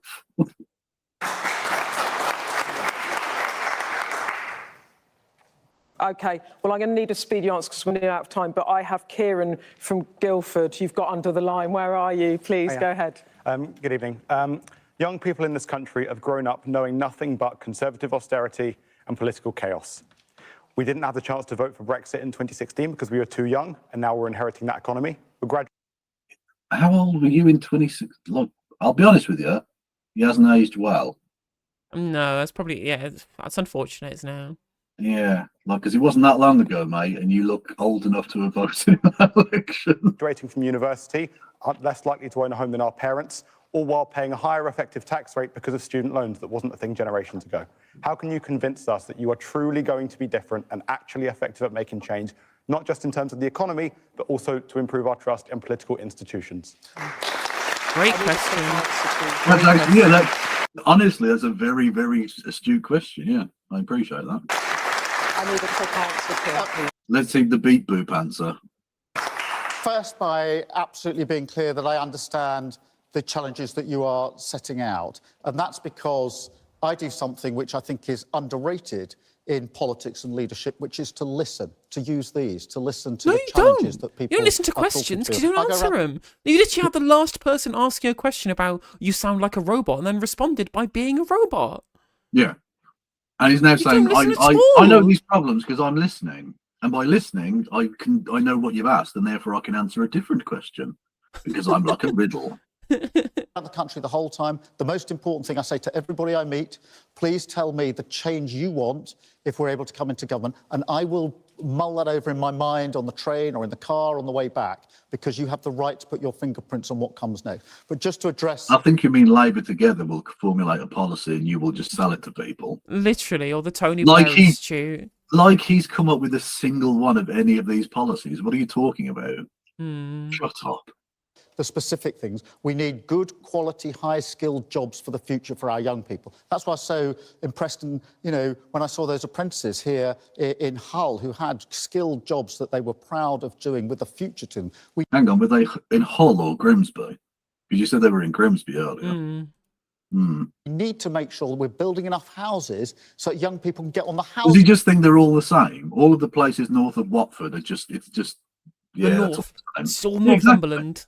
Yeah, exactly. It's all northern. It's Redwall. There you go. You come from Redwall. Ladder. At the moment, the idea that you have to be in your mid to late 30s before you get your own roof over your head is a sign of a broken system, because I know from growing up how important we all it rent, is Keir. to have your own home And as I a don't, but they base do. camp for your dreams, your aspirations, for the security of your family. So we will build those 1.5 million homes. That will only happen if we partner with business, if we get rid of some of the planning rules that are in the way. We partner with business. Look, literally, the government can't do anything without business. It's all about the business. Have a set of arrangements with mayors and combined authorities to get that building done, because Sir Keir, we're otherwise out of you simply time. will be in the same position. I'm going to have to interrupt. Sir Keir, thank you so much for joining us in Grimsby tonight. Thank you very much for having me. Shit. Garbage. Absolutely rubbish, yeah. And again, like someone in my chat literally saying my rent went up. My rent went up from £900 to £1,200 a couple of months ago. It isn't sustainable. Yeah, like, you build more houses. Yeah, people can't afford deposits. They can't afford to get out of renting. Like, that's the big problem. Yeah. I presume they're going to an ad break now, which means we can skip forward. Yeah. Because fuck that. No offense, Paris, but I'm not interested, mate. Until the Olympics start, I don't give a fuck. Or indeed until the fascists take over, maybe. One of the two. Maybe they can they can light the torch with some sort of cross on fire. I don't know. Also, there's a great tweet here from Flying Rodent saying, I didn't watch the debate, but it doesn't sound like the reasonable, sensible, moderate, big brain candidates were particularly better or more edifying than history's greatest monsters were 5 years ago. Yeah, pretty much. Oh, here we go. Battle for number 10, live from Grimsby Town Hall. We've heard from the Labour leader. Now it's the Prime Minister's turn. Well, you know, they're both both of the people presenting this are ladies. That's woke. That's Yeah, that's exactly. modern day California shit right there. Prime Minister, thank you so much for joining us tonight in Grimsby. Good evening, Beth. Thanks for having me. PM, polling day is 3 weeks tomorrow, but it's rough, isn't it? A poll out this week put the Conservatives on 18 points, just about neck and neck with Nigel Farage's reform. And your polling is now worse than in the dying days of the Liz Truss government. What's going so wrong? Well, I've got to say, Beth, it hasn't been an easy 18 months in general. So what I've done, though, is just keep going to try and do my best for people. And that's what I'm doing in this campaign. I'm excited to have the opportunity to talk to everyone, not just tonight, but across the campaign, out and about in the country, about our plans for the future, because I know we've been through a tough time. Of course we have, and I'm sure we'll talk about it. It's been tough for all of you here tonight, everyone watching. But I do believe we've turned a corner, and we've got a clear plan for the future to make a difference to people, to cut their taxes, to bring down immigration, to protect pensions. Those are all things that I think matter. I think there's a... Not very tough for his family, though, because I don't know if you saw this week, but his wife is now richer than the king. Oh, she is indeed. Yeah, she just overtook him on the top British 50 earners or whatever it is, or the combined wealth. Yeah, so, you know, the Prime Minister's wife literally richer than the King of England. But, you know, it's been tough for everyone. Yeah. Things that people want, and so I'm going to keep fighting hard till the last day of this election. PM, Liz Truss never recovered from that disastrous mini-budget. Do you worry that your fateful decision to... True, but she was up against the lettuce, whereas he's not even up against the vegetable. So, you know. Skip part of those D-Day commemorations could prove as terminal for you.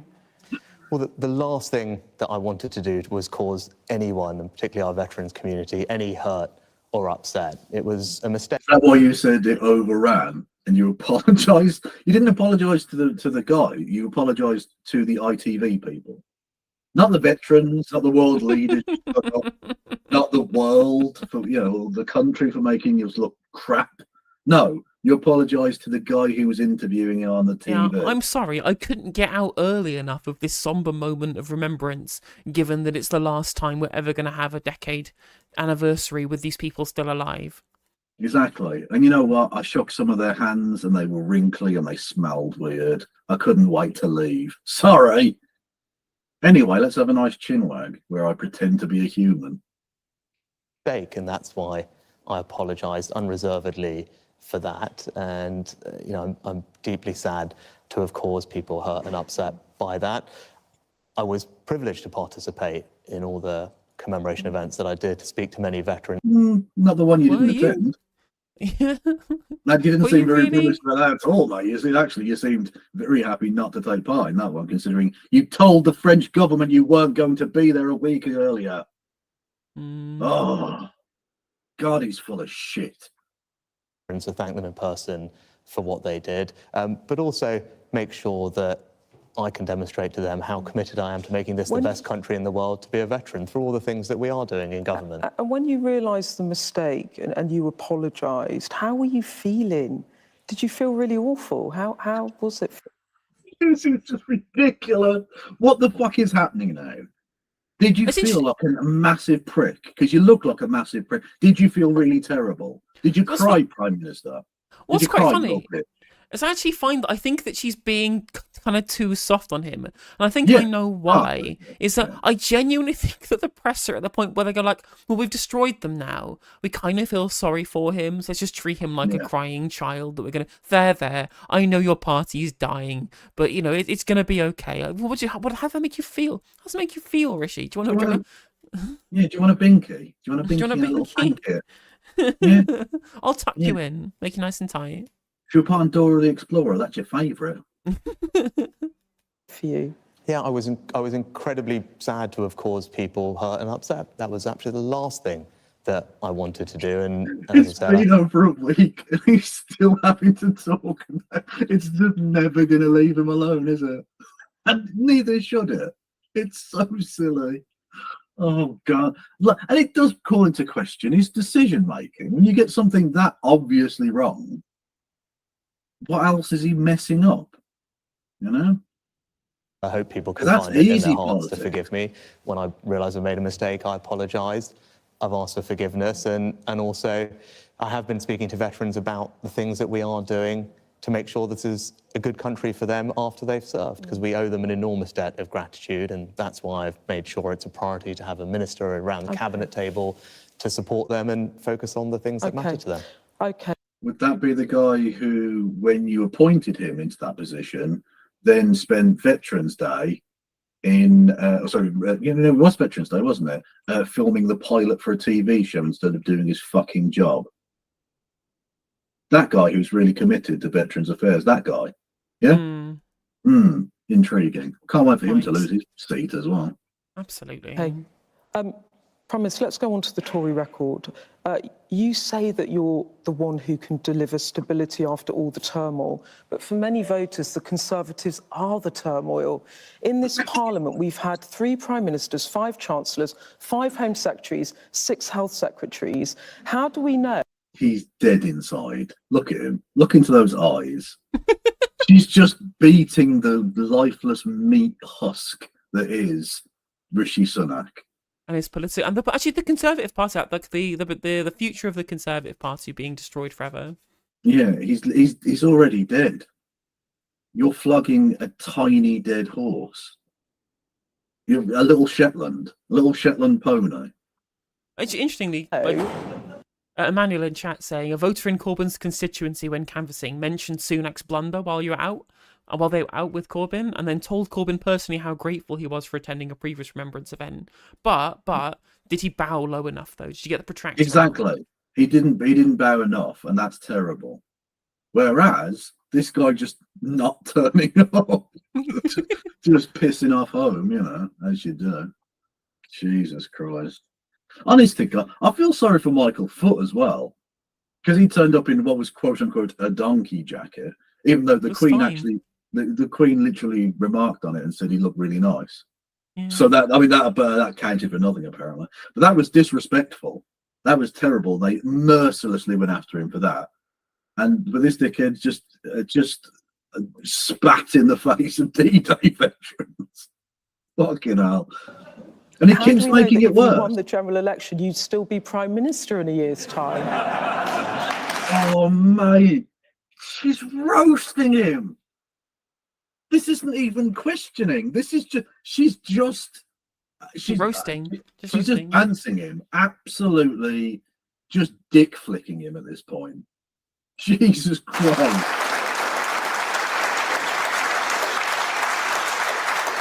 Look, I can appreciate people's frustrations. Of course, we haven't got everything right. I don't think any government does, and I know it's been very difficult for many people. Neither of them are going to answer But what a I can question, by the do way. is work as hard as I can to deliver the stability that I said I would. And I've had this job for 18 months, and I think particularly on the economy, as I'm sure we'll get into, people can see that inflation is back to normal, the economy's growing, wages are rising, and that... Yeah, but she asked you about your party kicking you out, mate, because they want to get rid of you. Even after you called the election, they were still trying to kick you out.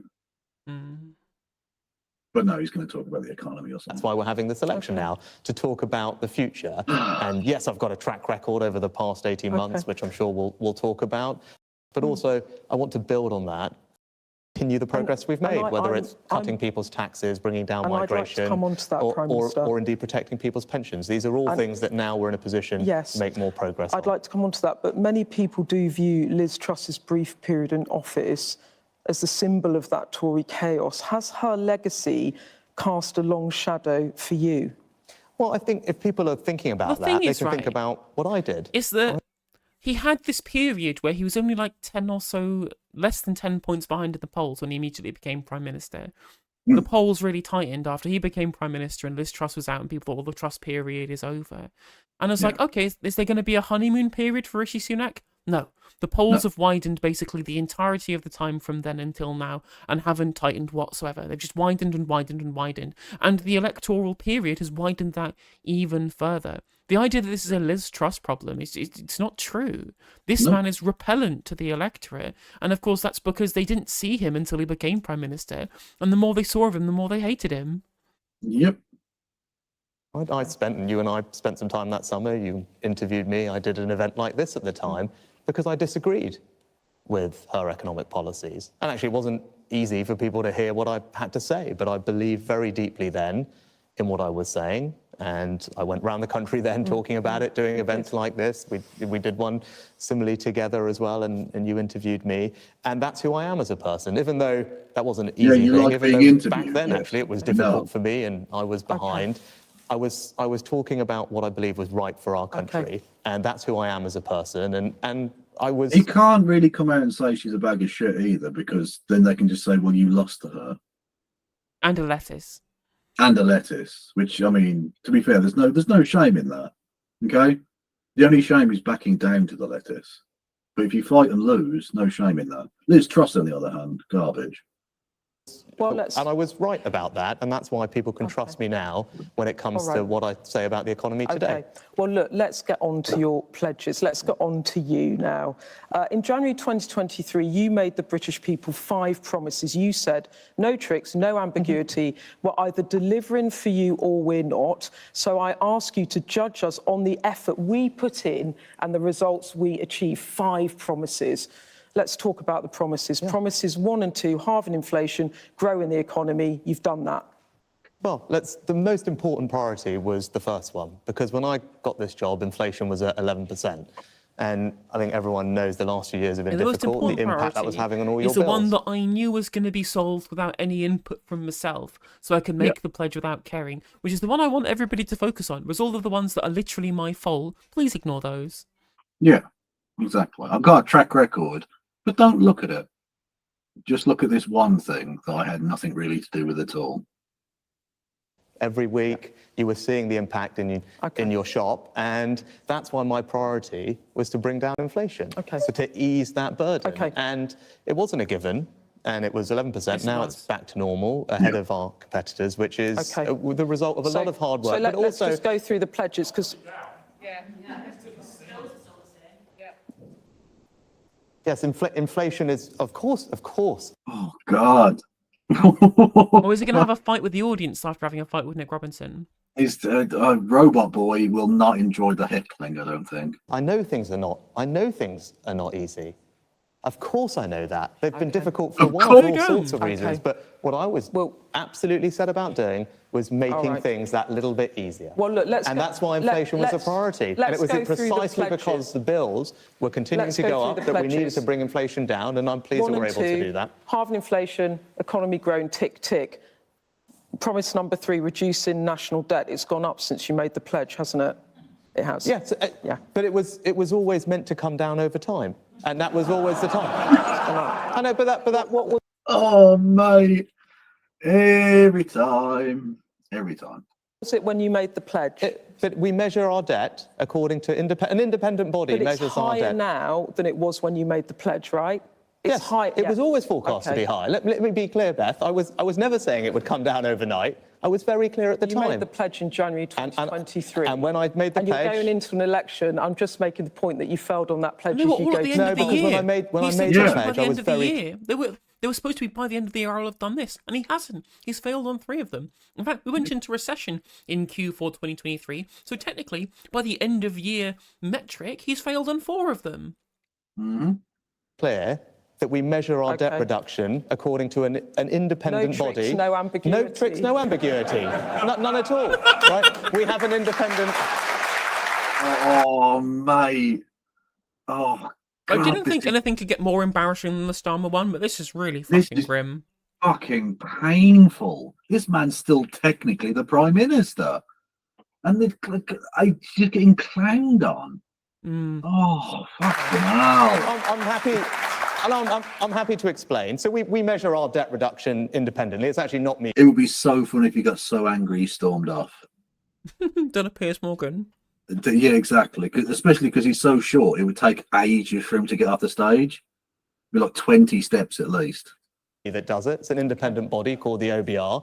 We set out the fiscal rules to bring debt down over 5 years, and that's how they measure it. And they have confirmed to every budget, and you can go and look at it online, that we are meeting those fiscal rules. And when I made the announcement, I think you were there at the press conference when I did, I actually was asked the question, and I explained then, they said, how are you measuring this? That's and I said, we're very amusing, measuring it Ben. according to the independent body which will adjudicate our rules. And we've met all those rules, because that's really important to me. Let's crack on. But no, just Cutting before NHS waiting list, that's pledge 4. When you made the promise, the list was at 7.21 million. It's now at 7.54 million cases. It's gone up. Yes, it has. Yes, I'm very good. We've not made as much progress. So You've made no progress. You've made opposite progress. You've gone back. You've been degress.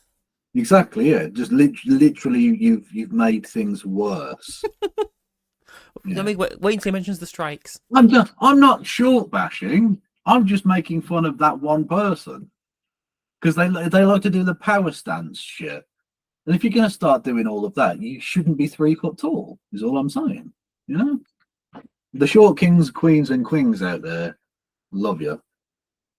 On cutting waiting lists as I would have liked, and that was something that I was keen to do, and it has proved more difficult, and it's been proved more difficult for a number of reasons. Obviously, recovering from the pandemic is not easy, but we are now making.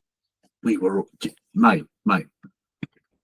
The vast problems with the pandemic were already finished by the time you became Prime Minister. On top of that, like, you know, the You problem don't get to use that as well now. That's ridiculous, mate. Yeah, because again, all the waiting lists were going up under Osborne, under Hammond, under him as Chancellor. Like, there's been a continual problem. Although, you know, maybe he'll break glass in case of NHS criticism and mention about his family being in the NHS. Yeah. Cue laughter. Indeed. Making progress. And actually, the number that you gave is just over 200,000 lower than it was a few months ago, because now... It's gone up from when you made the pledge. Yes, it has. It has. Yeah. I'm being very clear about it. Oh, mate. It's just a roast. Look at her. Smiling her tip. Go for her. The first time she's been let off the leash, she can actually do her journalism. Loving it. About that, and now it's coming down. Okay. Because we are now, the plans are working. Made the pledge We've in resolved January the industrial 2020, action. and they're going up. Okay, let's go to the 5th pledge. Well, I think you had a question earlier from, I think there was a junior doctor here, and I think everyone knows the impact the industrial action has had. That's why we haven't made as much. Go on, fist fight him. Go on. Dive into the crowd and absolutely just start wailing. Yeah. You know what? I That man in the respect that crowd way more. specifically is the reason why I failed everything. Exactly. Blame And him. you know what? I'm going to call him a little bitch, and I'm going to take my shirt off now. Let's have some, mate. Come on. Do you know what I mean? I'd respect that. That would take some balls. The doctor's fault. The point. He's now getting heckled like it's a comedy bit. This is so bad. Just shout rubbish, rubbish. Don't call out the doctor dude in the audience and then start bitching about them. Oh my Because God, that's again, just you attacking doctors, He's mate. so petulant, so petulant. People Thank you for the like subs, Matt. doctors. They don't like you.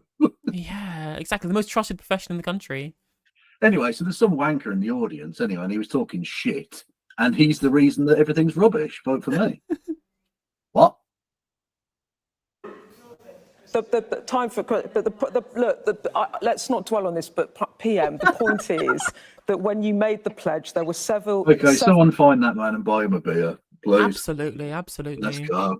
Several NHS industry disputes happening at the time. Ambulance workers were on strikes, nurses had about strikes, junior doctors were balloting, and you still made the pledge, and the numbers are up. Let's move on. But having resolved all of the...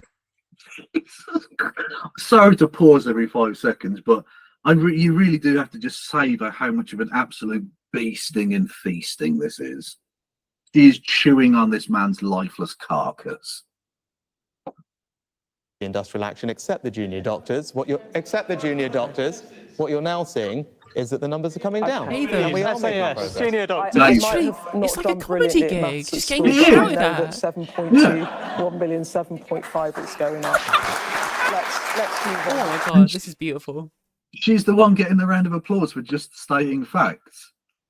Honestly, I think he might cry. I think he might get so angry he starts crying. Let's move on, PM. Oh. Your fifth promise was stopping the small boats. Boat crossings are going up, aren't they?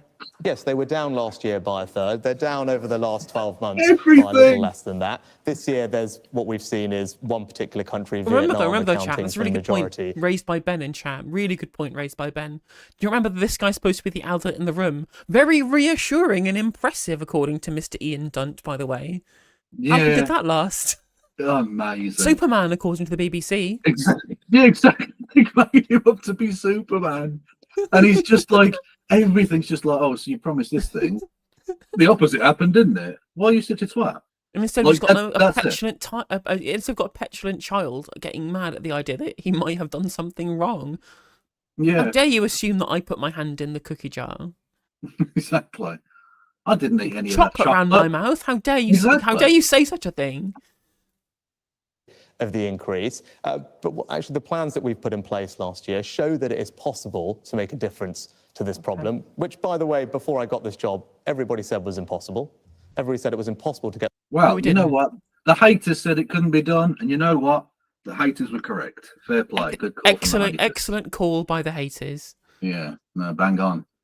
The numbers down at all, but we showed last year that was possible, and now we have a clear plan to put a deterrent in place. The numbers are going up. And I will come on to it, but look, crossings have risen by 40% this year against last year to 11,247 people crossing on small boats this year. It's going to be a record year. You have failed to deliver on this pledge. Remember on top of this, right, we were told that 2019 was the worst choice this country's ever had in terms of prime minister, and that nobody had any choice, and we had. It was impossible. And at that point, a plurality of people in this country felt that at least one of the major parties spoke for them. Now we have the grown-up adults in the room who can't answer questions, who shout at the audience, who act like robots and think that they are better than answering the questions that they've been asked. And these are the adults in the room, and we're now back to normal, sensible, grown-up politics. And the percentage of people who think that one of the main parties represents them, 22%. Exactly. Side all that student politics where people felt represented by their political representatives. No, it's crazy. Anyway, so back to this dickhead getting absolutely rinsed. Please acknowledge it. No, if you look at the sum total of the time that I've been Prime Minister, because you've picked one particular period, if you look at the sum total of the period from when you played the pledge until fucking now. Yeah. Exactly. Yeah, It's so frustrating. Oh well, you choose this other completely arbitrary thing. No, not from the time I said I was going to do something till now. It's from this point until the end of time. Actually, look, come on, you bollocksed it up. You know you completely fucked it up. And she just said, just acknowledge it. Just acknowledge it. No, Mommy said I'm a good boy. Down. The numbers were down on last year. The numbers in We're down 2023 considerably. were down on 2022. It's because of the work that we've done. It's a record year this year. They've gone up by 40%. But if you look at in the first because 6 months of these this things year are cyclical, because what you've seen is one new country, Vietnam, accounting for a lot of the new arrivals. All right. And just as we dealt with Albania, Okay, let's go back to bases. You said you were stopping small boats. Boat crossings are going up this year. Let's talk about Rwanda. You acknowledge that, don't you? Okay, let's move on. At least he acknowledges it, unlike Keith. Jesus Christ. Honestly, this is pathetic. This is so shit. You will get the flights off the ground in July. You promise that? Yes. Flights off the ground, no if, no buts. How many flights and how many people are you going to send over the summer? Well, what we've done is... The number is 0. Oh, God, this is fucking amazing. Already started detaining people. Airfields on standby, planes are booked. The date for the first flight is out. What's the name of the airline? On the 24th, I think it is, of July. Right, okay, if the planes are booked, Rishi, what's the name of the airline? Airline Corp. Look, they go to a different school, okay? You don't even know them. We haven't given more details beyond that to not compromise the operational security, but there will be a regular rhythm of flights, not just one. And the important point here is this is about establishing a deterrent, because I believe that if people come here illegally, they shouldn't be able to stay. We need to have somewhere safe to remove them, and that's how we will stop the boats. And that's what Rwanda is about. Don't applaud it. Who the fuck applauded Can I just ask you one thing? If you were so confident about getting these flights off in July, that this was the apex, really, of stopping the boats, why did you call an election before voters could actually see it was happening? Because... You notice one of those rounds of applause was a little bigger than the other. Just a smidge. Just saying. Because an election is an important moment for our country, and my priority when I got this job was to restore economic stability. And we talked about bringing inflation down and getting the economy growing. Yeah, true. Everything's really stable. I'm stable in not being able to afford any of my bills. With that economic foundation established. But I couldn't afford my bills before, and I still can't afford them now. That's stability, right? That's stable. It's miserable, but it's stable. Things haven't changed. Yeah, technically a corpse at the bottom of the sea is stable. Yeah. The Titanic wreckage is stable. Exactly. Unlike the fuselage of the Titan submersible. That is true. Although in many respects, that's reached the same sort of level, I think. True. Well, that's at the same level now, so. It was where the Tory campaign is at. In many respects, the Titanic has seen record inflation. Not since 1912 has so much wreckage been dumped. It's the right moment to have an election to then discuss the future of our country. And this election is about the future. And you're right, on migration, there is a choice at this election, and elections have consequences. I've got a plan about what I want to do. And I'm going to come on to that. Keir Starmer doesn't agree with that plan. Okay, and let's come on to that. can't tell you what he would do with illegal migrants. And that's a choice for everyone here and everyone watching. If you want to stop the boats, there's a choice of how you think that needs to be dealt with, and I'm the one that's got an answer for you. And I would like to talk to you about a bigger issue that people are concerned about, which is legal migration. For many years, people were frustrated that immigration kept going up. It was the #1 reason for voters in the run-up to the EU referendum, one of the main reasons for Brexit. That's right, isn't it? Immigration is too high. No, one of the reasons people voted for Brexit was to take back control of our borders, right? Yeah?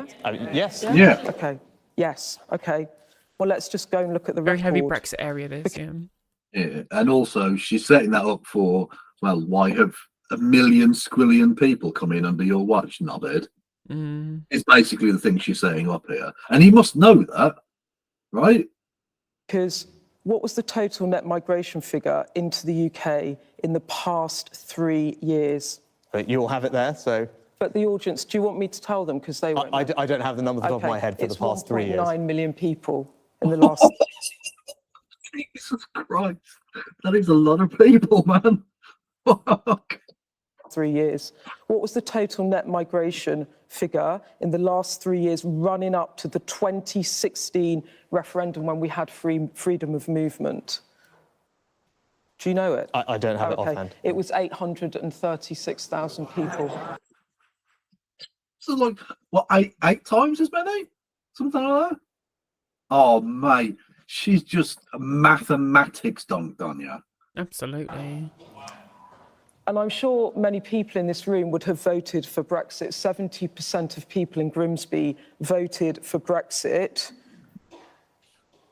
How do you think they feel about that when they hear that net Well, I mean, look, I don't want to beat a dead horse, but we've said this before. If you were actually a person who cares about migration that much, you would never vote for this man or his party. You shouldn't. You absolutely Yeah. shouldn't. The thing is that this was the main thing that caused a lot of migration is a rule change made by Boris Johnson before the election happened, which I find quite funny. So Sunak's having to pay for everybody else's failures on this one. True, but I mean, look, he was chancellor before that. Like, he doesn't get to. It was in cabinet meetings, yeah. Yeah, exactly. Like, he stood by all of this shit. He was fine with it. Like, honest to God, he's just. Oh. If he weren't such a ghoul, I'd almost feel bad for him. You know? Yeah, that's how I feel. I'm just like, I get like slightest twinge of like feeling sorry for him, and then I realise that he's a massive wanker. Like, no, this is very funny actually. That's how that's how I realised that we're better than him. We're actual human beings who can feel empathy, even for bad people. True. Whereas I don't think he feels empathy for anyone at all. I don't think they have empathy on his planet. Migration into this country has more than doubled in the last 3 years from before we left the European Union. Yeah, I'm sure it's too high. I've been very clear that it's too high, and I'm sure. Yeah, and you did that. You did that. The Tony Blair mass migration years were a fraction of what you've done.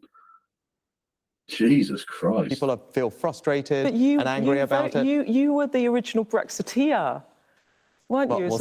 Well, you were one of the. Yes, I did support Brexit. Well, on that point, did you see one of the candidates, the Tory candidates from one of the seats in Leeds, I think it was, who not only didn't have Rishi on her leaflets that she was handing out, but had Nigel Farage. And she did it in light blue as well. She did it in like cyan, which is the campaign colour of Reform UK. Yeah, I think a lot of Tories, if we were to be much more strict with the way in which we interpret the rules around mimicking other political parties and trying to, copy their thing, to try and confuse the voters, I think we'd find a lot of Tory candidates around the country who would be guilty of. Oh, she has been reported to the Electoral Commission over, I believe. Yeah. Tia. Yes, and I believe that was the right decision for our country. Frustrated, cynical, absolutely. betrayed? I just said I'm sure people feel frustrated about that. And again, the numbers are too high. Of course they're too high. What I can tell you is what I've done since I've had this job, and that's which is massively increased them. That's what you've done, actually. Last year. Yes, and the numbers are too high. I'm not making any bones about that. The numbers are too high, Beth. But what I can tell you is what I've done in the time I've had this job is already start to bring them down because we've taken action to change things. So last year, the numbers were down by 10% already. And this year, the number of visas that we've issued is down by around a quarter. And the forecasts show that we're on track to... Aren't a lot of those student visas and therefore actually financially just hurts the country? Yes. From people who largely wouldn't stay long-term anyway. And would otherwise bring loads of foreign capitals to the country. Exactly. Another ones are like people who work in our care service that's massively short of staff. Cool. Awesome. Well, thanks for hurting the country in order to get an arbitrary figure, Rishi. Brilliant. To halve net migration in just over a year's time. So that shows and hopefully gives people some confidence we're now heading in the right direction. But that would just be back to where it was before Brexit. So that wouldn't even be an improvement on the thing that people were pissed off about. Yeah, quite. Oh my God, he's rubbish. To give you an example of some of the things we've done, we've clamped down on abuse of the social care visa, tightened up the number of dependents that students can bring, and also raised the salary so that you have to earn £38,500 to come here on a work visa. Okay. Now, these measures are now starting to have an impact. You've seen that this year, as I said, numbers down by a quarter, forecast to fall by a half overall for net migration. I can't wait to see what the audience is going to do to him. They might eat him. They might actually eat him. I'm not sure. That pledge now, what's your promise to drive net migration down? Yeah, well, what we've said we'll do is have actually a migration cap that's voted on in Parliament, so all your members of Parliament will vote every year on the number of migrants that will come. Well, that's, I said, the forecast at the moment is the numbers to halve, and then what we want to do is continue reducing it every year thereafter. But the key thing is here is there will be, for the first time, a legal cap on all migration, so that we can guarantee that the numbers do continue to come down. David Cameron, 2010, tens of thousands, reduced net migration. May 2017, Theresa May reduced net migration to tens of thousands. Boris Johnson, 2019, committed to making sure overall numbers come down below the then net migration figure of just over 250,000 people. Why should anyone believe anything that you say on migration? Why should believe literally anything you say ever? Why should anyone believe a word that comes out of your fucking mouth, Rishi? True. And I can completely understand people's cynicism about this, but what you can add to the end of that list, since I've been in charge, numbers down 10% and visas issued this year down by a quarter. Right, so that's I've had this job for 18 months. Numbers were down last year. They're down considerably at the start of this year, and they will keep coming down because of the measures that I've already announced. 9 million people in the last 3 years. Okay. But it's, you know, that's the record. Let's go on to tax. This has been a really nice dissection of a corpse. It has been, yeah. You say that you will cut taxes. I was at your manifesto launch yesterday.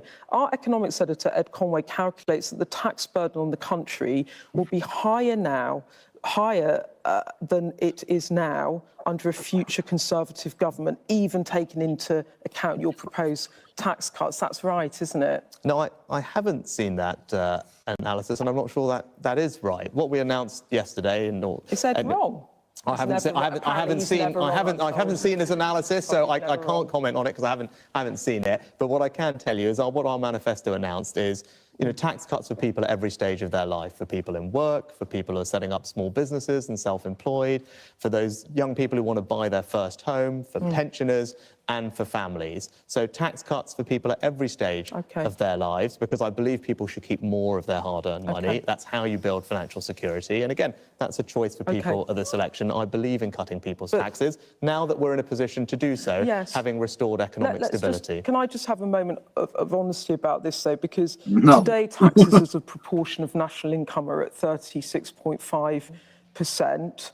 They will be at 36.7% of national income by the end of the coming Parliament with all your changes. So I know that you have introduced tax cut, but overall, taxes will still be going up, won't they, under a Conservative government? Well, the tax burden is too high, and that is a reflection of the decision.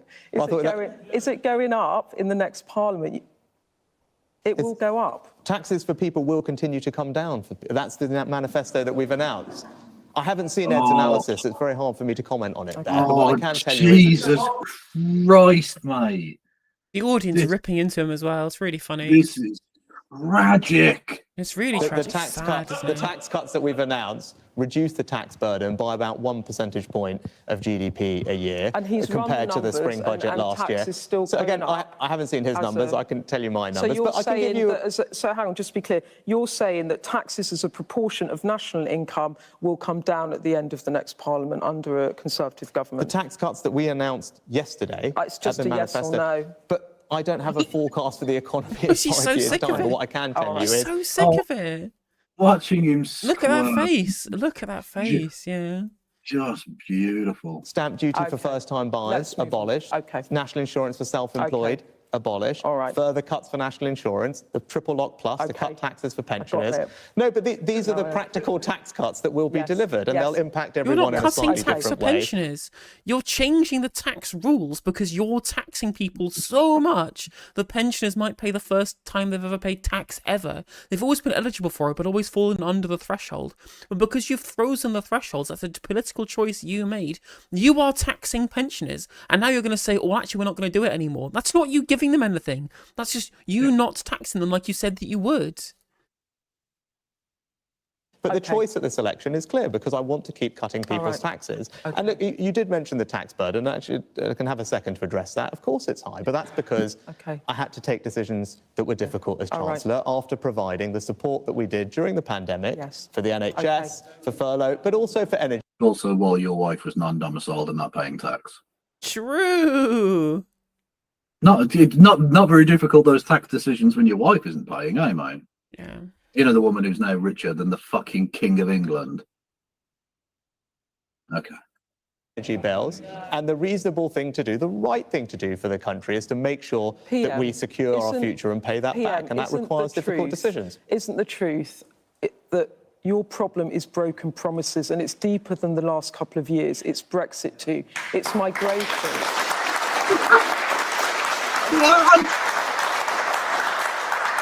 It's migration. The NHS was meant to get better. We were all remember 350.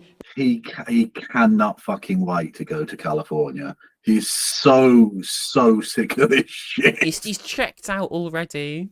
Yeah, no, he really is. He's just thinking, just look, get through 3 weeks. We can get on pina coladas on the beach. Let's fucking go. £1 million on the side of the bus, don't we? It's levelling up. It's a catalogue of broken promises. You must surely see why so many voters think it's time for you and the Conservatives to get your P45.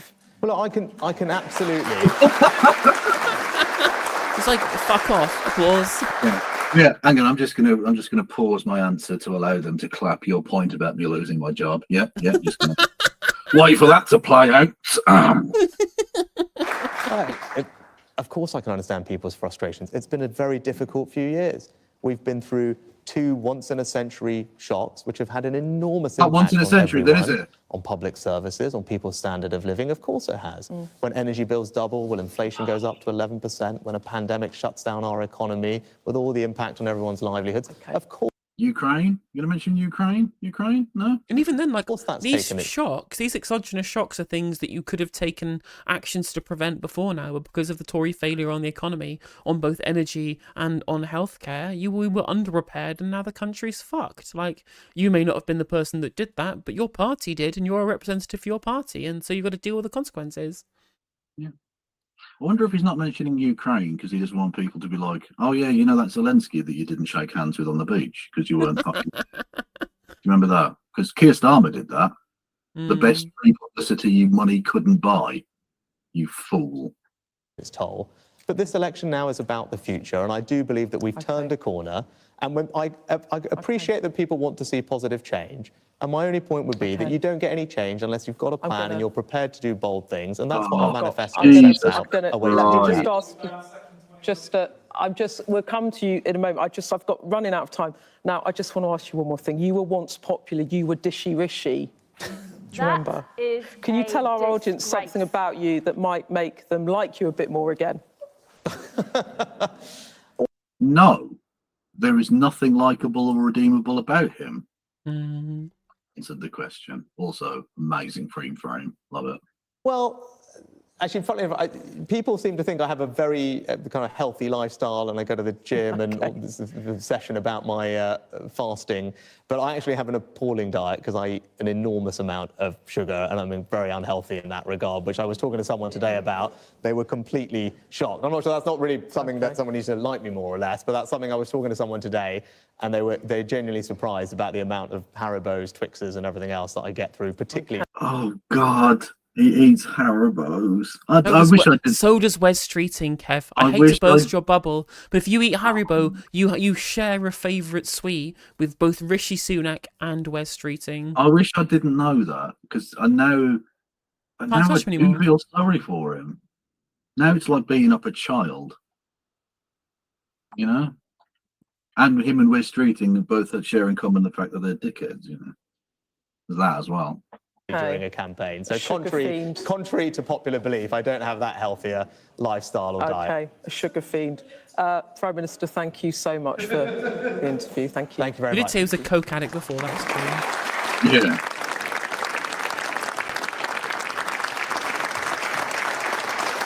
Oh God, these questions are going to be so Well, you've just fucking heard funny. there what the Prime no, Minister, I Rishi cannot Sunak, had wait. to say to our political editor, Beth Rigby. Is that me in the background? Why am I a security guard? What? He told her many things. He said he was deeply sad to have caused hurt and upset when he left those D-Day commemorations early. Rishi Sunak also admitting tonight he hasn't made as much progress in cutting NHS waiting lists as he would have liked, suggesting strike action was to blame. I hope that the And Mr. doctor Sunak absolutely conceded knock him out. immigration to the UK is too high, and he understands why people are frustrated and angry. Well, now it's our audience turn to put the Prime Minister under the spotlight. And just to remind you, we're joined tonight by voters from across the political spectrum, independently chosen from here in Grimsby and right around the UK. Beth, it's over to you. Thank you, SJ. Well, our first question from the audience comes from Ian. He's a retired teacher from Grimsby. There he is. Good evening. Hi, Ian. Following Liz Truss's disastrous mini-budget with its unfunded tax cuts, mortgages have become much less affordable, particularly for young people, such as my daughter. Why has your government spoilt their hopes and dreams? And how do we know you won't do it again? Oh, not just why have you built them, why have you killed their hopes and dreams? Oh, mate, he's like a comic book villain now. Why have you purposely Why do you strangled lots crush of children's puppies? dreams, Rishi? Why did you stamp on that child's chocolate bar? Why did you spit in their face, Rishi? Why You're did a you kick over monster. the sandcastle? Exactly. Jesus. How old? This is fucking brutal. How old's your daughter? She's 19. And did you say she has a mortgage or she's looking to buy a home? She was kind of hoping to buy a... Why? What? It's a 19-year-old affording a home in this economy. Or Oh, even no, close. But I like the fact he's now just getting quite chatty with him. Like, is this just a conversation now? You're not going to give us a policy or anything, Yeah. no? I just went for a coffee with Mr. Dream Killer. Exactly. The dream smasher. home until you put the mortgage rates up and you fail to meet your housing targets, and she's struggling to find a property that she can afford. Well, look, I want If she everyone can to be get able to own anywhere their own close home. to It's a really 19, magical she's thing when probably in like the top echelons of Yeah. people in this How many country. the 29-year-olds can't afford it? Let alone 90. 50-year-olds can't afford mortgages. Well, yeah, true. you can, whether your daughter and everyone else. And the best way for us to do that is to get interest rates down again in the first instance. And that's why I made a priority to bring inflation down, because that's how we will enable the Bank of England to then start cutting interest rates. And as you can see, inflation is down from 11% back to normal. So hopefully we're on the right path then, and you will see that reflected in it's still mortgage the rates. same But normal, actually in our okay. manifesto, there are a couple of things that will help your daughter. And hopefully you can tell her about them, and hopefully she's watching. One of them was stamp duty. So what I will do if we're re-elected is to abolish stamp duty for first-time buyers, like your daughter, buying homes up to £425,000. And To be honest, Mr. Sunak, I don't think she was What's it up thinking to of be buying a fair? house that expensive. Nobody said up to. I think people understand, like, you know, any house up to that value gets now a stamp duty freeze, but that's still pittance. And also, like, that's an excise duty, so that will hit the landlord. That means the landlords can get more, or the property seller gets more money. The price will still be the same because the price is set by supply and demand, but the tax would be taking into what the money would be the money that would go to the person selling the property. It doesn't make the property cheaper. Yeah. it's up to, for everyone, up to that amount. So that's a tax cut that's worth thousands I don't mind him being slightly patronising there, because he did say up to. He did indeed. Like, that's the one occasion where just I mean, listen to the bullshit at least. No, actually, no. I'm sorry. Pounds I of take back deposit. my previous statement. Actually, just need to keep subsidising demand. Just subsidise demand forever. That's all we Yeah, need to no, do. the good thing about bubbles is that they never burst. True. So just True. keep inflating Famously them, very fine. strong structures, Bubbles. Yeah, exactly. Highly rigid. That she otherwise wouldn't need to save Strong for. and stable. Alongside That's that, what we're we will after. also reintroduce a new version of Help to Buy, which allows her to buy Yes! a home with Subsidised just a demand, 5% let's go. deposit. Because when I talk to people like your daughter, what they say to me is, actually, I will be able to probably just about afford the mortgage, but what's tricky is the time it takes to save up for a deposit. That's not and even we true. saw with That's the not previous version of true. Help to Buy that it makes a big difference because it saves a young That's just couple or not a young true. person Just pause one sec. years in having to save up. It's not true that people are being screwed over because they can't afford the deposit. It's true they also can't afford a deposit. That's a fact. But the idea that they can afford the mortgage that's also completely untrue. Unless you're on like a really high income, you cannot pass a mortgage approval for affordability. You can't do it because interest rates are so high that it's jacked up mortgage rates and wages haven't increased properly because you've been engaging in market reforms that have meant we've had wage stagnation since 2010. That's the reason why, because houses are so expensive because you've not increased supply. Of course, they can't put together a deposit, but even if they did, outside of the upper middle class people who you want to throw bungs to, because that's your voter base for the Tory party, anybody below that line is never, ever, ever passing an affordability assessment on a mortgage. That's just straight up not true. Of course, the deposit doesn't help, but a lot of people can get deposit money from their parents. Shit, those are the people who are getting the money, but whatever, that's the world that we live in. But even those people who can get the money for the deposit are still failing affordability assessments because they don't earn enough money because wages are too low and house prices are too high. True. Hello there, Zachap. Everyone go and follow Zachap immediately. For that deposit because the Help to Buy loan steps in to plug the gap and saves people an enormous amount of money. So Help to Buy, together with a stamp duty abolition for first-time buyers, essentially, will help young people like your daughter because I believe in a society where everyone can own their home, and if we're elected, we can cut taxes and build a home, so that's possible. OK. Our next question is from Hamza, who works in the NHS. He's from Hersham. Hamza, there you go. Good evening, Prime Minister. As a proud member of staff in the NHS and a patient, I've seen firsthand the chronic effects of underfunding and staff shortages, especially post-Brexit. Recruitment and retention is very difficult, and staff are continuously burnt out with waiting lists seeming to never end. And I've personally experienced being left on a stretcher for 8 hours in my local A&E department while in pain, just in the corridor. Have you thought about not being poor? Because if you were just rich, you could go private like Rishi does. You know, be fine. Going forward, how can you convince me that you'll restore our NHS to an institution that we can be proud of? Yeah.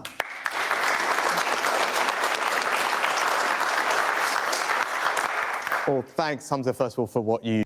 He's going to mention that his parents worked in the fucking NHS. Oh, yeah, absolutely. As sure as eggs is eggs, he's definitely going to. You do and all your colleagues do in our incredible NHS, and I'm very sorry to hear about your experience. I think the first thing to say to you is I come from an NHS family. There you go. So, like you, like my parents, they worked in the Hold NHS. it. My dad was a GP, my mum was a pharmacist, and they dedicated... That's a good thing with robots. You can play bingo with any of them. True. Because they've got like a dozen things that they're programmed to say, and that's all they're going to say. But unfortunately, their lives. in this family vocation top trumps, unfortunately, pharmacist doesn't beat toolmaker, so you've lost. Exactly, because he's also got mum worked in the NHS, so he's got NHS covered, and he's got toolmaker. Exactly, so you've just Come on. kind of lost on that one, unfortunately, Rishi. Yeah, Rishi. Did you grow up in a Pebble Dash, Sammy? No, I don't think you did. No, he didn't. And he went to Winchester Boys' School. But to be fair, that was without Sky TV. Yeah, honestly. It's basically the same. Can we have a whip round for him? Can I think we do need to, for the emotional distress of growing up without Sky TV in your private school. I mean, honestly, God bless him. What a trooper. To helping people. And I was surrounded by that growing up. And actually what they instilled in me was an importance of how we can continue to help people. And I worked for my mum doing exactly that. So that's the first thing you need to know about me when it comes to the NHS. And that's why we've put record funding into it. But your point is the right one. What we have not done for not just years, but for decades, is train enough staff and then be reliant. Going to bring back the nursing bursary that you got rid of then? Or no? No? Okay. Nope. On having to bring people here from abroad. And in the NHS's 75-year history, it has Literally never, saying ever that to had a a brown long-term guy. workforce plan. But for the first time, it does. We've had to bring in brown lads like your family. Jesus. No, I don't own a mirror. What? Because I thought that was the right thing to prioritise. And we announced it together. It was the NHS's plan that the government has fully backed. And I said to them, look, this is the right thing to do because we need to train more doctors, nurses, dentists, physiotherapists, everything today so that in years to come, the NHS will have the staff that it needs to ease some of the pressures, reduce reliance on staff from overseas and make sure it's a fantastic career for everybody. Can I just point out to Arizal in chat, can you not be a grief thief? I know you saying you shared the same sad struggle as Rishi did. Can you just stay in your lane? Can you not allow the man to have his grief in peace? Why have you got to try and jump on that? It's outrageous what some people will do. Jesus. If you want to help me afford Sky TV that I definitely can't fucking afford, you can subscribe. Do bits messages, 200 bits or more gets you a text to speech. You can give subs to the community. You can do all of those things on Helena's channel and on YouTube as well. You can, That's yeah. the thing Gift you can memberships and super chats. God, I'm so good at this. Honestly, why didn't I get a job in sales? I'm so fucking good at this. And look, candidly, we're the best one in the world. You know, I won't be here in the 14 years that it takes to train a consultant that we're paying for today. But I thought it was the right thing to do to strengthen our NHS for the long term because people like you are brilliant. We want to make sure we train as many of you as possible so you have lots of colleagues, ease the burden and get everyone the care that they need. But just coming back on that, if you look post-Brexit... Oh, he wasn't expecting that, was he? Huge majority of the staff that we had in our NHS, there wasn't a plan to fill those gaps and led to chronic shortages. Then we had the COVID pandemic, which this country was not prepared for, and I worked through and saw the amount of people that were affected, burnt out. I had a close family member who was going through the COVID pandemic and now is living with long COVID and had to wait weeks to even get on a ventilator. And then the economy, under your leadership as Chancellor and under Boris Johnson, who you supported, we tried to get back as soon as possible, not thinking that this was still an ongoing pandemic. Boris was too late bringing in the lockdown rules. You were really quick to open up lockdown again, which led to another spike in COVID cases. Yeah, Eat Out to Help Out literally killed loads of people. Well done, Rishi. Oh, I feel bad now. I had to go at Arizal, albeit comedically, and they gave me bits. Thank you. Oh, I feel terrible now. Honestly, I'm going to have to, when I get that money out of the bank, I'm going to wipe my tears with it. I promise I will. I will. And this is what has led to continuous, this is what has led to this long term of trying to rebuild the NHS. Now, you say that you're coming from an NHS background and you have this instilled value of caring for the NHS. How are we going to do that if you try and undermine it at every level? With greatest respect, that's not what we're doing.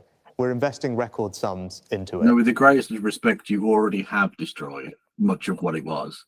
And you want to continue to do that, and you're going to pass the book over to Wes Streeting to fully privatise it. Yeah, but Michelle Mone got her yacht, and that's what's important. That is what's important, God bless her.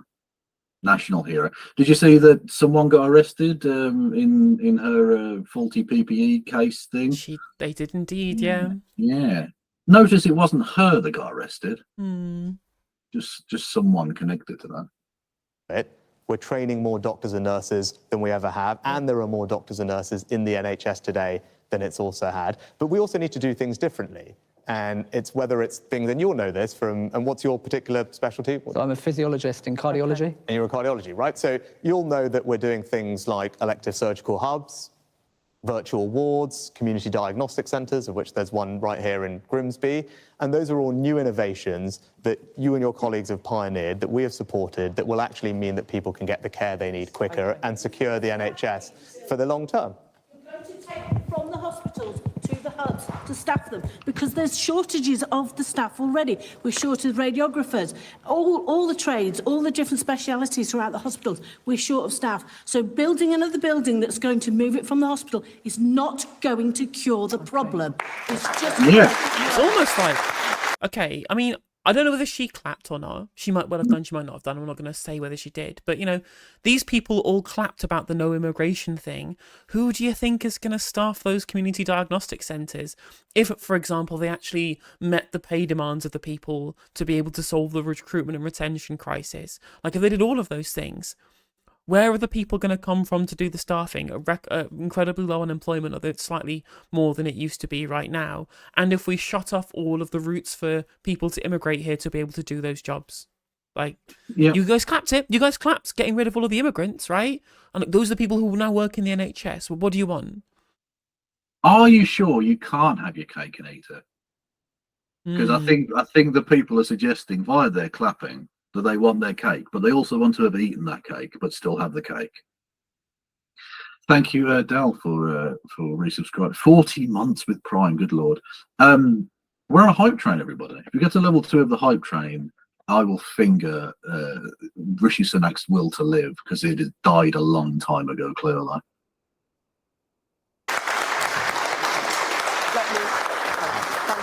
Just to answer that. So, man, we are recruiting and training more doctors, nurses than we ever have in our history, and there are more today. And I know we need more, and that's why we've made those investments. But I'm going to wrap this. But I will just pick I've got so many questions. But I think that's really important. Yeah, be like a belligerent twat and talk over the woman again. That worked really well. that bowled so well with you last time. The people really loved it, Rishi. Do it again. He's so bad at this. Just talk over, yeah. The 50% of people who vote, called women, love that shit.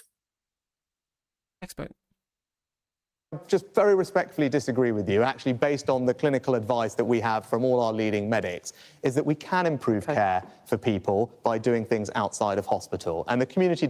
No, dickhead. She's not saying you can't do that. She's saying if you just move the staff from the hospital to the new building, that just means you've got even less staff at the hospital already.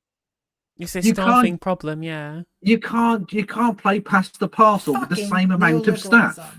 Because you need more fucking staff, mate. Diagnostic centre, one of which is here, is a great example of that, where you can get your checks and tests and scans quicker. Another example of that is pharmacies, right? Because I think that you should be able to go and see your pharmacist to get treatment rather than your GP for common ailments. That's a change that we've brought in that already millions of people are benefiting from. Okay, but that just puts more stress on pharmacists. Who, like, you think pharmacists have got all this spare time to be fucking dealing with people? They're quite busy people, overstretched people as well.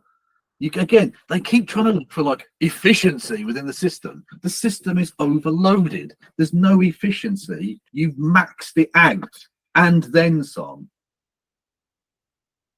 Again, it's just an example of doing things differently to get people the care that they need. Look at all these questions. I'm under pressure here.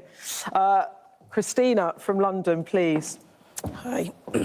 There are people who grow up in communities like mine that are concerned about policing. Statistics show that systemic racism, sexism, and misogyny are still prevalent in UK policing. Do you accept that these issues are in fact systemic? And what are your plans to improve? Yeah, but I think he quite likes that. I mean, the only manifesto so far that's even mentioned the Casey review has been the Green Manifesto. I don't remember. The Jeremy Corbyn Alternative Manifesto mentioned the Casey review, but I don't know whether the Greens mentioned it or not. Yeah. I think the Conservative answer is literally, yeah, the police are like that, but that's actually that's a good thing. Because the police are awesome, and if you disagree, then fuck yourself. Relations and build trust between the police and our communities. Yeah.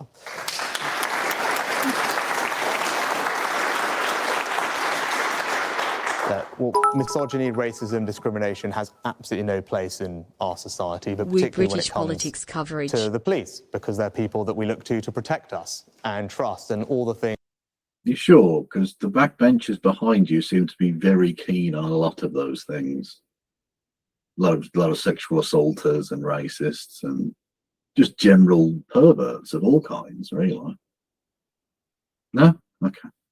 Things that we've seen and read about over the past year or two have been really appalling and shocked us to our core, because we thought, hang on, the people that we put our trust in they're a small minority, and we shouldn't tar the entire police force with the actions of a small minority, but a small minority of people who were behaving in a way that... Technically, 40% is a minority. Yes, it is, yeah. Technically, yeah. Was completely So you reprehensible. don't accept And it's it's right that those people are held to account. Now, the Met in particular, there are issues, and actually we instituted a report which was done, which now the new Met Police Commissioner is working through to improve relations and make sure the Met is focused on policing in the right way. But yeah, no, we know that they've literally focused on better PR. That's what they've focused on. Lying to people more effectively and covering up their shit. Also want to make sure that our communities are safe. Safe for you, safe for everyone else, safe for my two girls to walk around in, which is why we're putting more police officers on the street, giving them the appropriate powers they need, and toughening up sentencing, particularly for the most violent crimes, and focusing especially on violence against women and girls. So that's what we're doing on policing. Police numbers today are at a record high, and if we're elected, then we'll put 8,000 more police officers on the street, warranted officers, which just one for every... Disembodied voice is shouting statistics at him now. One extra one for every neighbourhood, because I think to that lady's point, that neighbourhood policing is really important, and having police officers who know their communities well, and I was out with some not that long ago, where they can build those relations is really What's also important. important is accepting that it is a systemic issue. First, you accept that, and then you can plan to change the things so that these things don't happen again. It's not just bad apples if it happens over and over again. Does that make sense? And in the Met in particular, as I said, there are a range of issues. We instituted a report to look into them, and the new Met Police Commissioner is there and is reforming the Met so that it can actually learn from the mistakes of the past and let's make sure that these things don't happen again. Right, thank you. Our next question comes from Amy from Leeds. There she is, please, Amy. Hi, Prime Minister. Hi. My name's Amy. I'm a former Conservative Party chair and a lifelong True Blue. But in this election, I find myself an undecided voter. Actions taken by this government actually make me feel ashamed. You left David Cameron at the D-Day celebrations to represent our country. Oh. To me, this feels like a deliberate action, as you know that your ratings in the polls are so low. How do you plan to rebuild the public trust in you, or is it already irreparable? Well, Amy... Can I just say, her analysis is slightly out of whack there, because if he did this because his poll numbers were already bad, how was this going to make it better? Do you know what I mean? That's so very funny to me. There's just like everybody else. I mean, I think what he did was terrible, and it's a really bad kind of look for a campaign. But as far as questions about policy goes, pretty kind of small fry and not particularly relevant. It's very interesting that all of the normal human beings there were all asking about healthcare or policing or house building or education or tax policy or his 5 things he said he would do that he then missed on. The ex-Conservative Party chair in True Blue, what about that one time you didn't turn up for the thing? And I'm like, sure, it was bad, but is it materially as bad as all the actually important questions he's being asked? Yeah, like if he'd done really well on all of the other issues, but he also missed the D-Day thing, he'd probably be all right. Look, it's a bad look. It's not great PR, but people would go, well, the economy's doing all right. He sorted out the housing problem, didn't he? That's lovely, yeah. Whereas actually he's fucked up all of that and he didn't go to D-Day. He can't do anything. That's the problem. Thank you. Well, thank you. Like, if the whole point of the Tory campaign is that they're trying to siphon a few votes back from reform, if there was one thing designed perfectly to make reform voters not want to vote Tory, it's the brown guy not bothering to turn up to the D-Day thing. Like, it's almost like an evil scientist came up with the perfect event to drive middle England Tory voters to reform. Do you know what I mean? For all your previous volunteering and service to the party.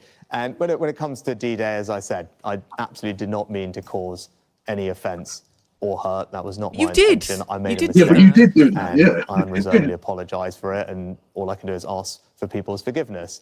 And when it comes to trust in my commitment to our veterans community and the pride that I have in what they've done for our country, you know, what I would say to people is you can look at the things that we've done. There is a veterans minister sitting around the cabinet table for the first time. That's a good line. He got it confused with Dunkirk and fucked up back to the UK. You know what? He was just honouring the wrong event. He thought beach, northern France. He was a 50-50 shot and he bollocks it. Oh. With more funding than we've ever had, focused on supporting veterans with their mental health, physical health, employment opportunities, housing, because it's something I care. No, modernism. The reason he left was because he had to be interviewed in the UK, and he thought that was more important than like honouring the fucking veterans. Yeah, and then when he got to the interview, he apologised he couldn't leave earlier. Yeah, he apologised and went, "Oh, he overran. Look, these old pricks were wasting my fucking time. Did they not realise my time is precious? Because these dickheads are going to be dead soon, so who even cares? You know." About, but more generally, this election, as you said, God, we've decided that this election is about the future that you want for our country. And I believe that the manifesto that we put out yesterday contains a very clear plan, a bold set of actions that will deliver a more secure future for you and everybody. And that starts with cutting everyone's taxes, because I believe people should keep more of their hard-earned money. It means bringing migration down. It means a more sensible approach to net zero that prioritises our energy security and your family bills. And it means protecting pensioners, because I think if you've worked hard all your life, you deserve dignity in retirement. So those are some of the things I talked about yesterday. That's a choice at this election. It's an important moment for our country, but given the opportunity, I can deliver a secure future for you and everyone else. And I would, yeah, thank you so much. I would usually agree. I just think that... Is this person actually a Tory? Because they've got yellow nail polish, which makes me think pronouns in bio. Is this an undercover leftoid? What's happening here? And I'll be very honest here, that picture of the Queen, our late Queen, who was left to bury her husband on her own during COVID, following guidance that we all followed, and knowing what was happening in Downing Street, and you were part of that, and you had a fixed penalty notice, and you've apologised, and I understand all of that. That's where the trust broke down, and I just think... So he's a dream killer who was partying whilst the Queen was crying. Who left D-Day early. Who left D-Day early. What a winning pitch, Risha. You really nailed it. We have long memories in this country as a public, and you really will have to go some. And I appreciate the apology tonight. Thank you very much. But that you have to realise that there is a long way to go to really rebuild that. Yeah, no, This is savage. Those rules were difficult for everyone to follow, and the government should absolutely... Well, I mean, you were the ones writing them. And it wasn't... Well, you should have known what they were. It was difficult for everybody else to follow. It was very easy for you folks to break. Yeah, exactly. Yeah. Even the Queen, who, like, you'd expect her to get away with some shit. Like, the police are not going to go around and knock on her fucking door. And even she was like, "No, well, I'll just cry on my own, for my dead husband." whilst the fucking Prime Minister gets a nosh in the fucking on a 10 Downing Street sofa. Then throws up on the wall. Throws up on the wall, ambushed by cake. Honestly, I'm surprised she didn't call the army in on them. Just get a tank down 10 Downing Street, will you? Put the shits up them. Absolutely have gone above and beyond in following them, and I deeply regret what happened. I apologise for it at the time, and it was an extraordinarily difficult time for our country. And I know. And you have to apologise for like everything you've done. Literally, I apologise for existing. Yes. Yeah, I apologise that we didn't do anything about the healthcare or the migration numbers. I apologise for the D-Day thing. Apologise for partying. I apologise for my own existence. Can you please put me out of my misery? This is a pain that cannot be described. Okay, I am experiencing horrors beyond human conception right now. Know that, and I know that people will remember that, and all I can say is, look, trust takes time to rebuild through actions, and whether it was what we did during COVID to support the NHS, roll out the vaccine, support people's jobs, what I've done over the past 18 months to deliver on restoring economic stability and make stuff. You can see a man visibly shrinking before your eyes. He's just disappearing. There's nothing left of him. Making progress on bringing migration down, that's how you earn trust, through your actions, making progress on the things that matter to people, and that's what I plan to talk to people about through the rest of this campaign, and yesterday's manifesto sets out a direction of travel for the future. Should Amy and other Conservatives vote for reform? No. Very simply, no. Why not? And the reason for that, and did they I'm say? glad you asked the question, right? You said, why should we vote for the Tories and not Reform? Yeah. Yeah. Okay. Well, should I mean, we yeah, vote? there's no reason. There's no reason. If you're a Yeah, conservative, you should exactly. vote for Reform. Like, simple as that. Yeah, yeah. I mean, it's horrible because, you know, they've got They're candidates. awful. We should have been neutral with Hitler. So, you know, that's a thing. Lovely. But if you are a conservative who cares about, you know, conservatoid brain rot dumb shit, then that's actually the party that might do something about that, I guess. Yeah. The reason for that is a vote for Reform ultimately is a vote to put Keir Starmer into number 10. So No, it's if you're not. It's a someone vote to put Nigel Farage into number 10. Yeah. Also, a vote for Keir Starmer in number 10 is a vote for a Conservative Prime Minister. So, True. you know, it doesn't really make a lot of difference. cares about cutting taxes. If you're someone who cares about cutting taxes, protecting pensions, a sensible approach to net zero that prioritises security in your bills, or indeed bringing migration down, both illegal migration and stopping the boats, I'm the person that is He's going to failed on deliver all of that these, for yes, you, we not know. Keir Yeah. Starmer. Keir Starmer doesn't have a plan to tackle illegal migration. Screaming, you failed! Oh man, this is fucking Absolute fatality. The guy's getting Just- absolutely rinsed this evening.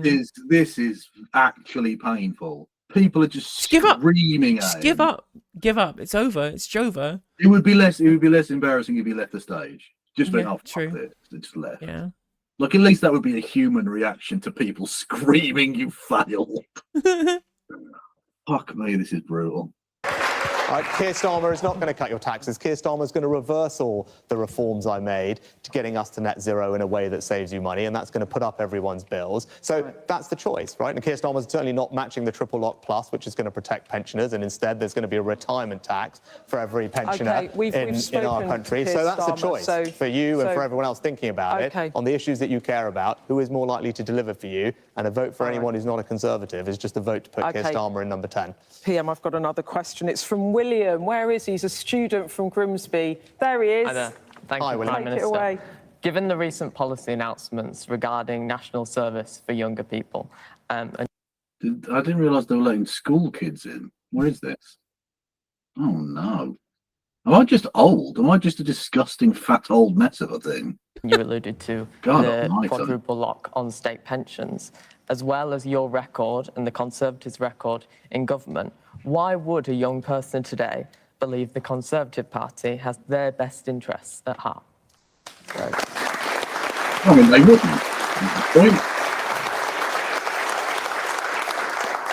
So, like, I know they're polling at like basically no percent amongst 18 to 30-year-olds or whatever, but even those people who are like, who are you? What that has to just be like the kids of millionaires or some shit, right? Mm. Like, it's just why would any young person vote for this? Freak. William, actually on national service, I have 2 young girls. I'm incredibly excited for them to do it because I think it'll be transformative for our country. Oh. I really do, because it'll provide skills and opportunities for young people that will Every set them up time he for the rest says of their some lives. shit, voting you failed, or the host cutting in and going, actually, no, that's not true. You're full of shit. Like everything he says. Culture of service in our society, bring people closer together and contribute to our long-term resilience and security. And actually everywhere I've been, people have been really positively talking to me about it, and actually parents more than anyone else excited about what it will do for their Can I kids. just interject? But more broadly, so that's just one thing, right? A couple of days after that, we announced another big policy where I want to provide opportunities for young people, you and everyone else, which is why we're going to curb the investment into rip-off degrees, which let young people down, and take that money. So actually, we put out a thing. We put out a thing saying that people have worked really hard at their degrees. It doesn't mean anything. Fuck them. Well, literally, like the 2 policies he's got to win over young people are policies that they've deliberately crafted to look at to be voted on by people who aren't young people because they hate young people. Yeah, just boomer bait is what they're aiming at 18-year-olds, and then wondering why no 18 to What we're going to do? vote for them. We're going to force you to do volunteering you don't want to do, or to do military service you don't want to do. And on top of that, we're taking away options that you've got for potential university courses. So that should you want to do, I don't know, history of art or whatever, nope, not allowed anymore. But, you know, posh lads doing classics at Oxford, oh, that's a well worthwhile thing. Yeah, it's brilliant. We'd really need more classics majors. Fucking hell. It's interesting what they see as rip-off or pointless, isn't it? True. Interesting how they define exactly what that is. If it means shit that poor kids might be interested in, yeah, it's a rip-off. And use it to fund 100,000 high-quality apprenticeships, which actually can provide an enormous opportunity for people. And the answer to the question, I think Ian's first question, wasn't it, Ian? There you are, Ian's daughter, with buying a house. Because when I talk to young people, that's the thing, they want a great job, they want to be able to buy their own home. And what we announced yesterday in the manifesto, a couple of days ago, is going to make a big difference, because it's going to mean that it's much easier for young people to get on the housing ladder and buy their first home. So whether it's an amazing apprenticeship, whether it's national service, whether it's buying your own home, actually what you're seeing are bold ideas that will make a big difference and spread opportunity around. Just say no. Are you going to criminalise them? Are you going to set a generation of young people up with criminal records for just saying no? No, of course not. Of course not. Okay, but if it doesn't have any legal backing, then it's not compulsory. It's just a suggestion, then I guess. Which is fine. Like, if it was just a suggestion, no one would care. If it wasn't Also, mandatory, people wouldn't care. it wouldn't make any difference because no one would fucking do it. No, like, well, true. there would be like, other than people who wanted to go into the military anyway or something, who would bother? Who's going to waste a weekend every month training with the army? Like, it's ridiculous. Also, they're probably lying. They probably will criminalise kids because it's, look, he's set his stall out on this now. Well, actually, why am I even talking like he's going to be Prime Minister? He's not, obviously. Honestly, it's rare you go into an election with one of the two main leaders and you basically have to treat them like they're the head of the Green Party or Reform or UKIP. They're not going to be Prime Minister, so it doesn't matter what they say. Even though he's Prime Minister, it doesn't matter what he's saying. Irrelevant. No, of course that's not the thing. And actually what we said we would do is set up a royal commission, which we haven't had in this country for actually about 25 years, and they're set up independently to look at big things like this. And there are lots of models from across Europe that you can look at to make sure that we have an appropriate mix of incentives and sanctions, and that's how other countries do it. And actually, if you talk to other countries around Europe, and when you talk to them, actually the percentage of young people that recommend it and love it is extremely high, and they think it's an incredibly fulfilling apprenticeship. I'd really like to get a final question. William, very quickly, but I've got 2 minutes. The national service policy, it might be popular amongst parents, as you said. The quadruple lock on pensions might be popular amongst parents and older generations, but it's not popular amongst younger people. Why are you moving your party so far away from younger voters when it's the key demographic that will be our future? Because he cares about not. They hate young people, but also the only people who will vote for them at this election at all is old people. So they have to maximise the potential 65-year-olds who are voting. Well, yeah, exactly. Both the Labour and the Tories are fighting over swing demographics, of which young people are not one, right? Both parties have essentially told the youth to fuck themselves. It's why that I've told all the young people now to go and vote Green. I was like, you can't let these people shit on you and take your vote for granted, or ignore you altogether. Like, otherwise you'll find a party that will take your needs to heart, and then you should support them and build a coalition. Yeah. And unfortunately, it's that kind of power vacuum that's generationally lagged that allows for fascism to grow, potentially. Exactly.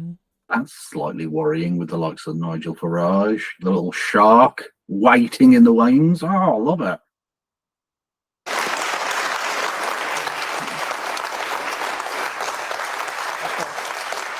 Okay, I'm going to go to the last question. Well, you do have to let him answer. You can't, otherwise, it's literally just people shouting at him. I know he's going to say something dumb and like not answer the question, but you can't just have the guy go like, "You're full of shit, mate." Okay, next question. Like, you have to let him answer. Can I answer the question? Well, I can't get the... Yeah, go on. So, wanted to William, get look, Samantha. I think national service is transformational and positive for young people. I think cutting stamp duty and Help to Buy to get young people their first home is really positive for young people. I think creating more high-quality apprenticeships is really good for young people. And when young people getting into work, getting a tax cut so they can keep more of their hard-earned money is really positive for young people. And actually, I don't view society as an us versus them, because every young person also has a grandparent, and I think they want their grandparents to be looked after when they retire, and that's why I think it's right to do the triple lock plus 2, and I think you agree with that as well. Happy with that? You happy with that, William? Yeah, but I think we can do both at the same time. And we are, and that's the point, we are doing both. We're No, cutting you're taxes not. for young people buying their first home, creating new apprenticeships, and the triple lock plus to protect pensioners who have worked hard all their lives and are grandparents to those young people. We are doing those things. And as I said when I was sitting there, we can cut taxes for people at every stage of their life. That's the type of country I want to build. Okay. Okay, I'm afraid we are out of time. No, I wanted to- Minister, thank you. I wanted to hear what Samantha Thank you had so to much say. for joining us here in Grimsby tonight. Thank you. Perfect. Thank you. That was an evisceration. That was, honestly, I have rarely seen a dissection as clean as that. It was a That total was mauling. You got a mauled. murder. He got moided, frankly. Moided. Absolutely, I loved it. I enjoyed both of them. Got savaged again. It's because of the rules around impartiality and all the rest of it around election time. Journalists are doing journalism. If only they'd do that in between elections. What a world we could have. Quite so, quite so. Well, that is quite enough of that. It's gone almost 3 hours we've been doing this, so I'm gonna raid Reno. Are you gonna continue or? No, I think I'm fucking done, to be honest. Like, this is what I wanted to watch tonight, so I'm peacing out. No, well, YouTube viewers, I'm going to send you over to my left. Oh no, eye actually no. again. I am going to carry on for just a second because I promised I would watch a different thing. But you don't have to raid if you can raid to someone else. No, I was going to raid into Cosmopolitics. She seems like she needs the help at the moment, honestly. Yeah, no, she's awesome as well. Yeah, go for it. And then YouTube viewers are going to my left eye. I'll be back tomorrow. We've got question time again tomorrow as well. But I think I'll do an afternoon stream too to get in all of the content from today that I didn't have time for as well. There's loads of stuff to do. So I will be back tomorrow. Maybe 2 streams. I don't know. We'll see where we end up. Thank you very much, Kevin, as always. Go shout your channel out. Yeah, I'm Kevin Logan. You can find me at KF Logan 1875 on Twitch or Kevin Logan on YouTube. Everyone go and follow No Justice MTG on the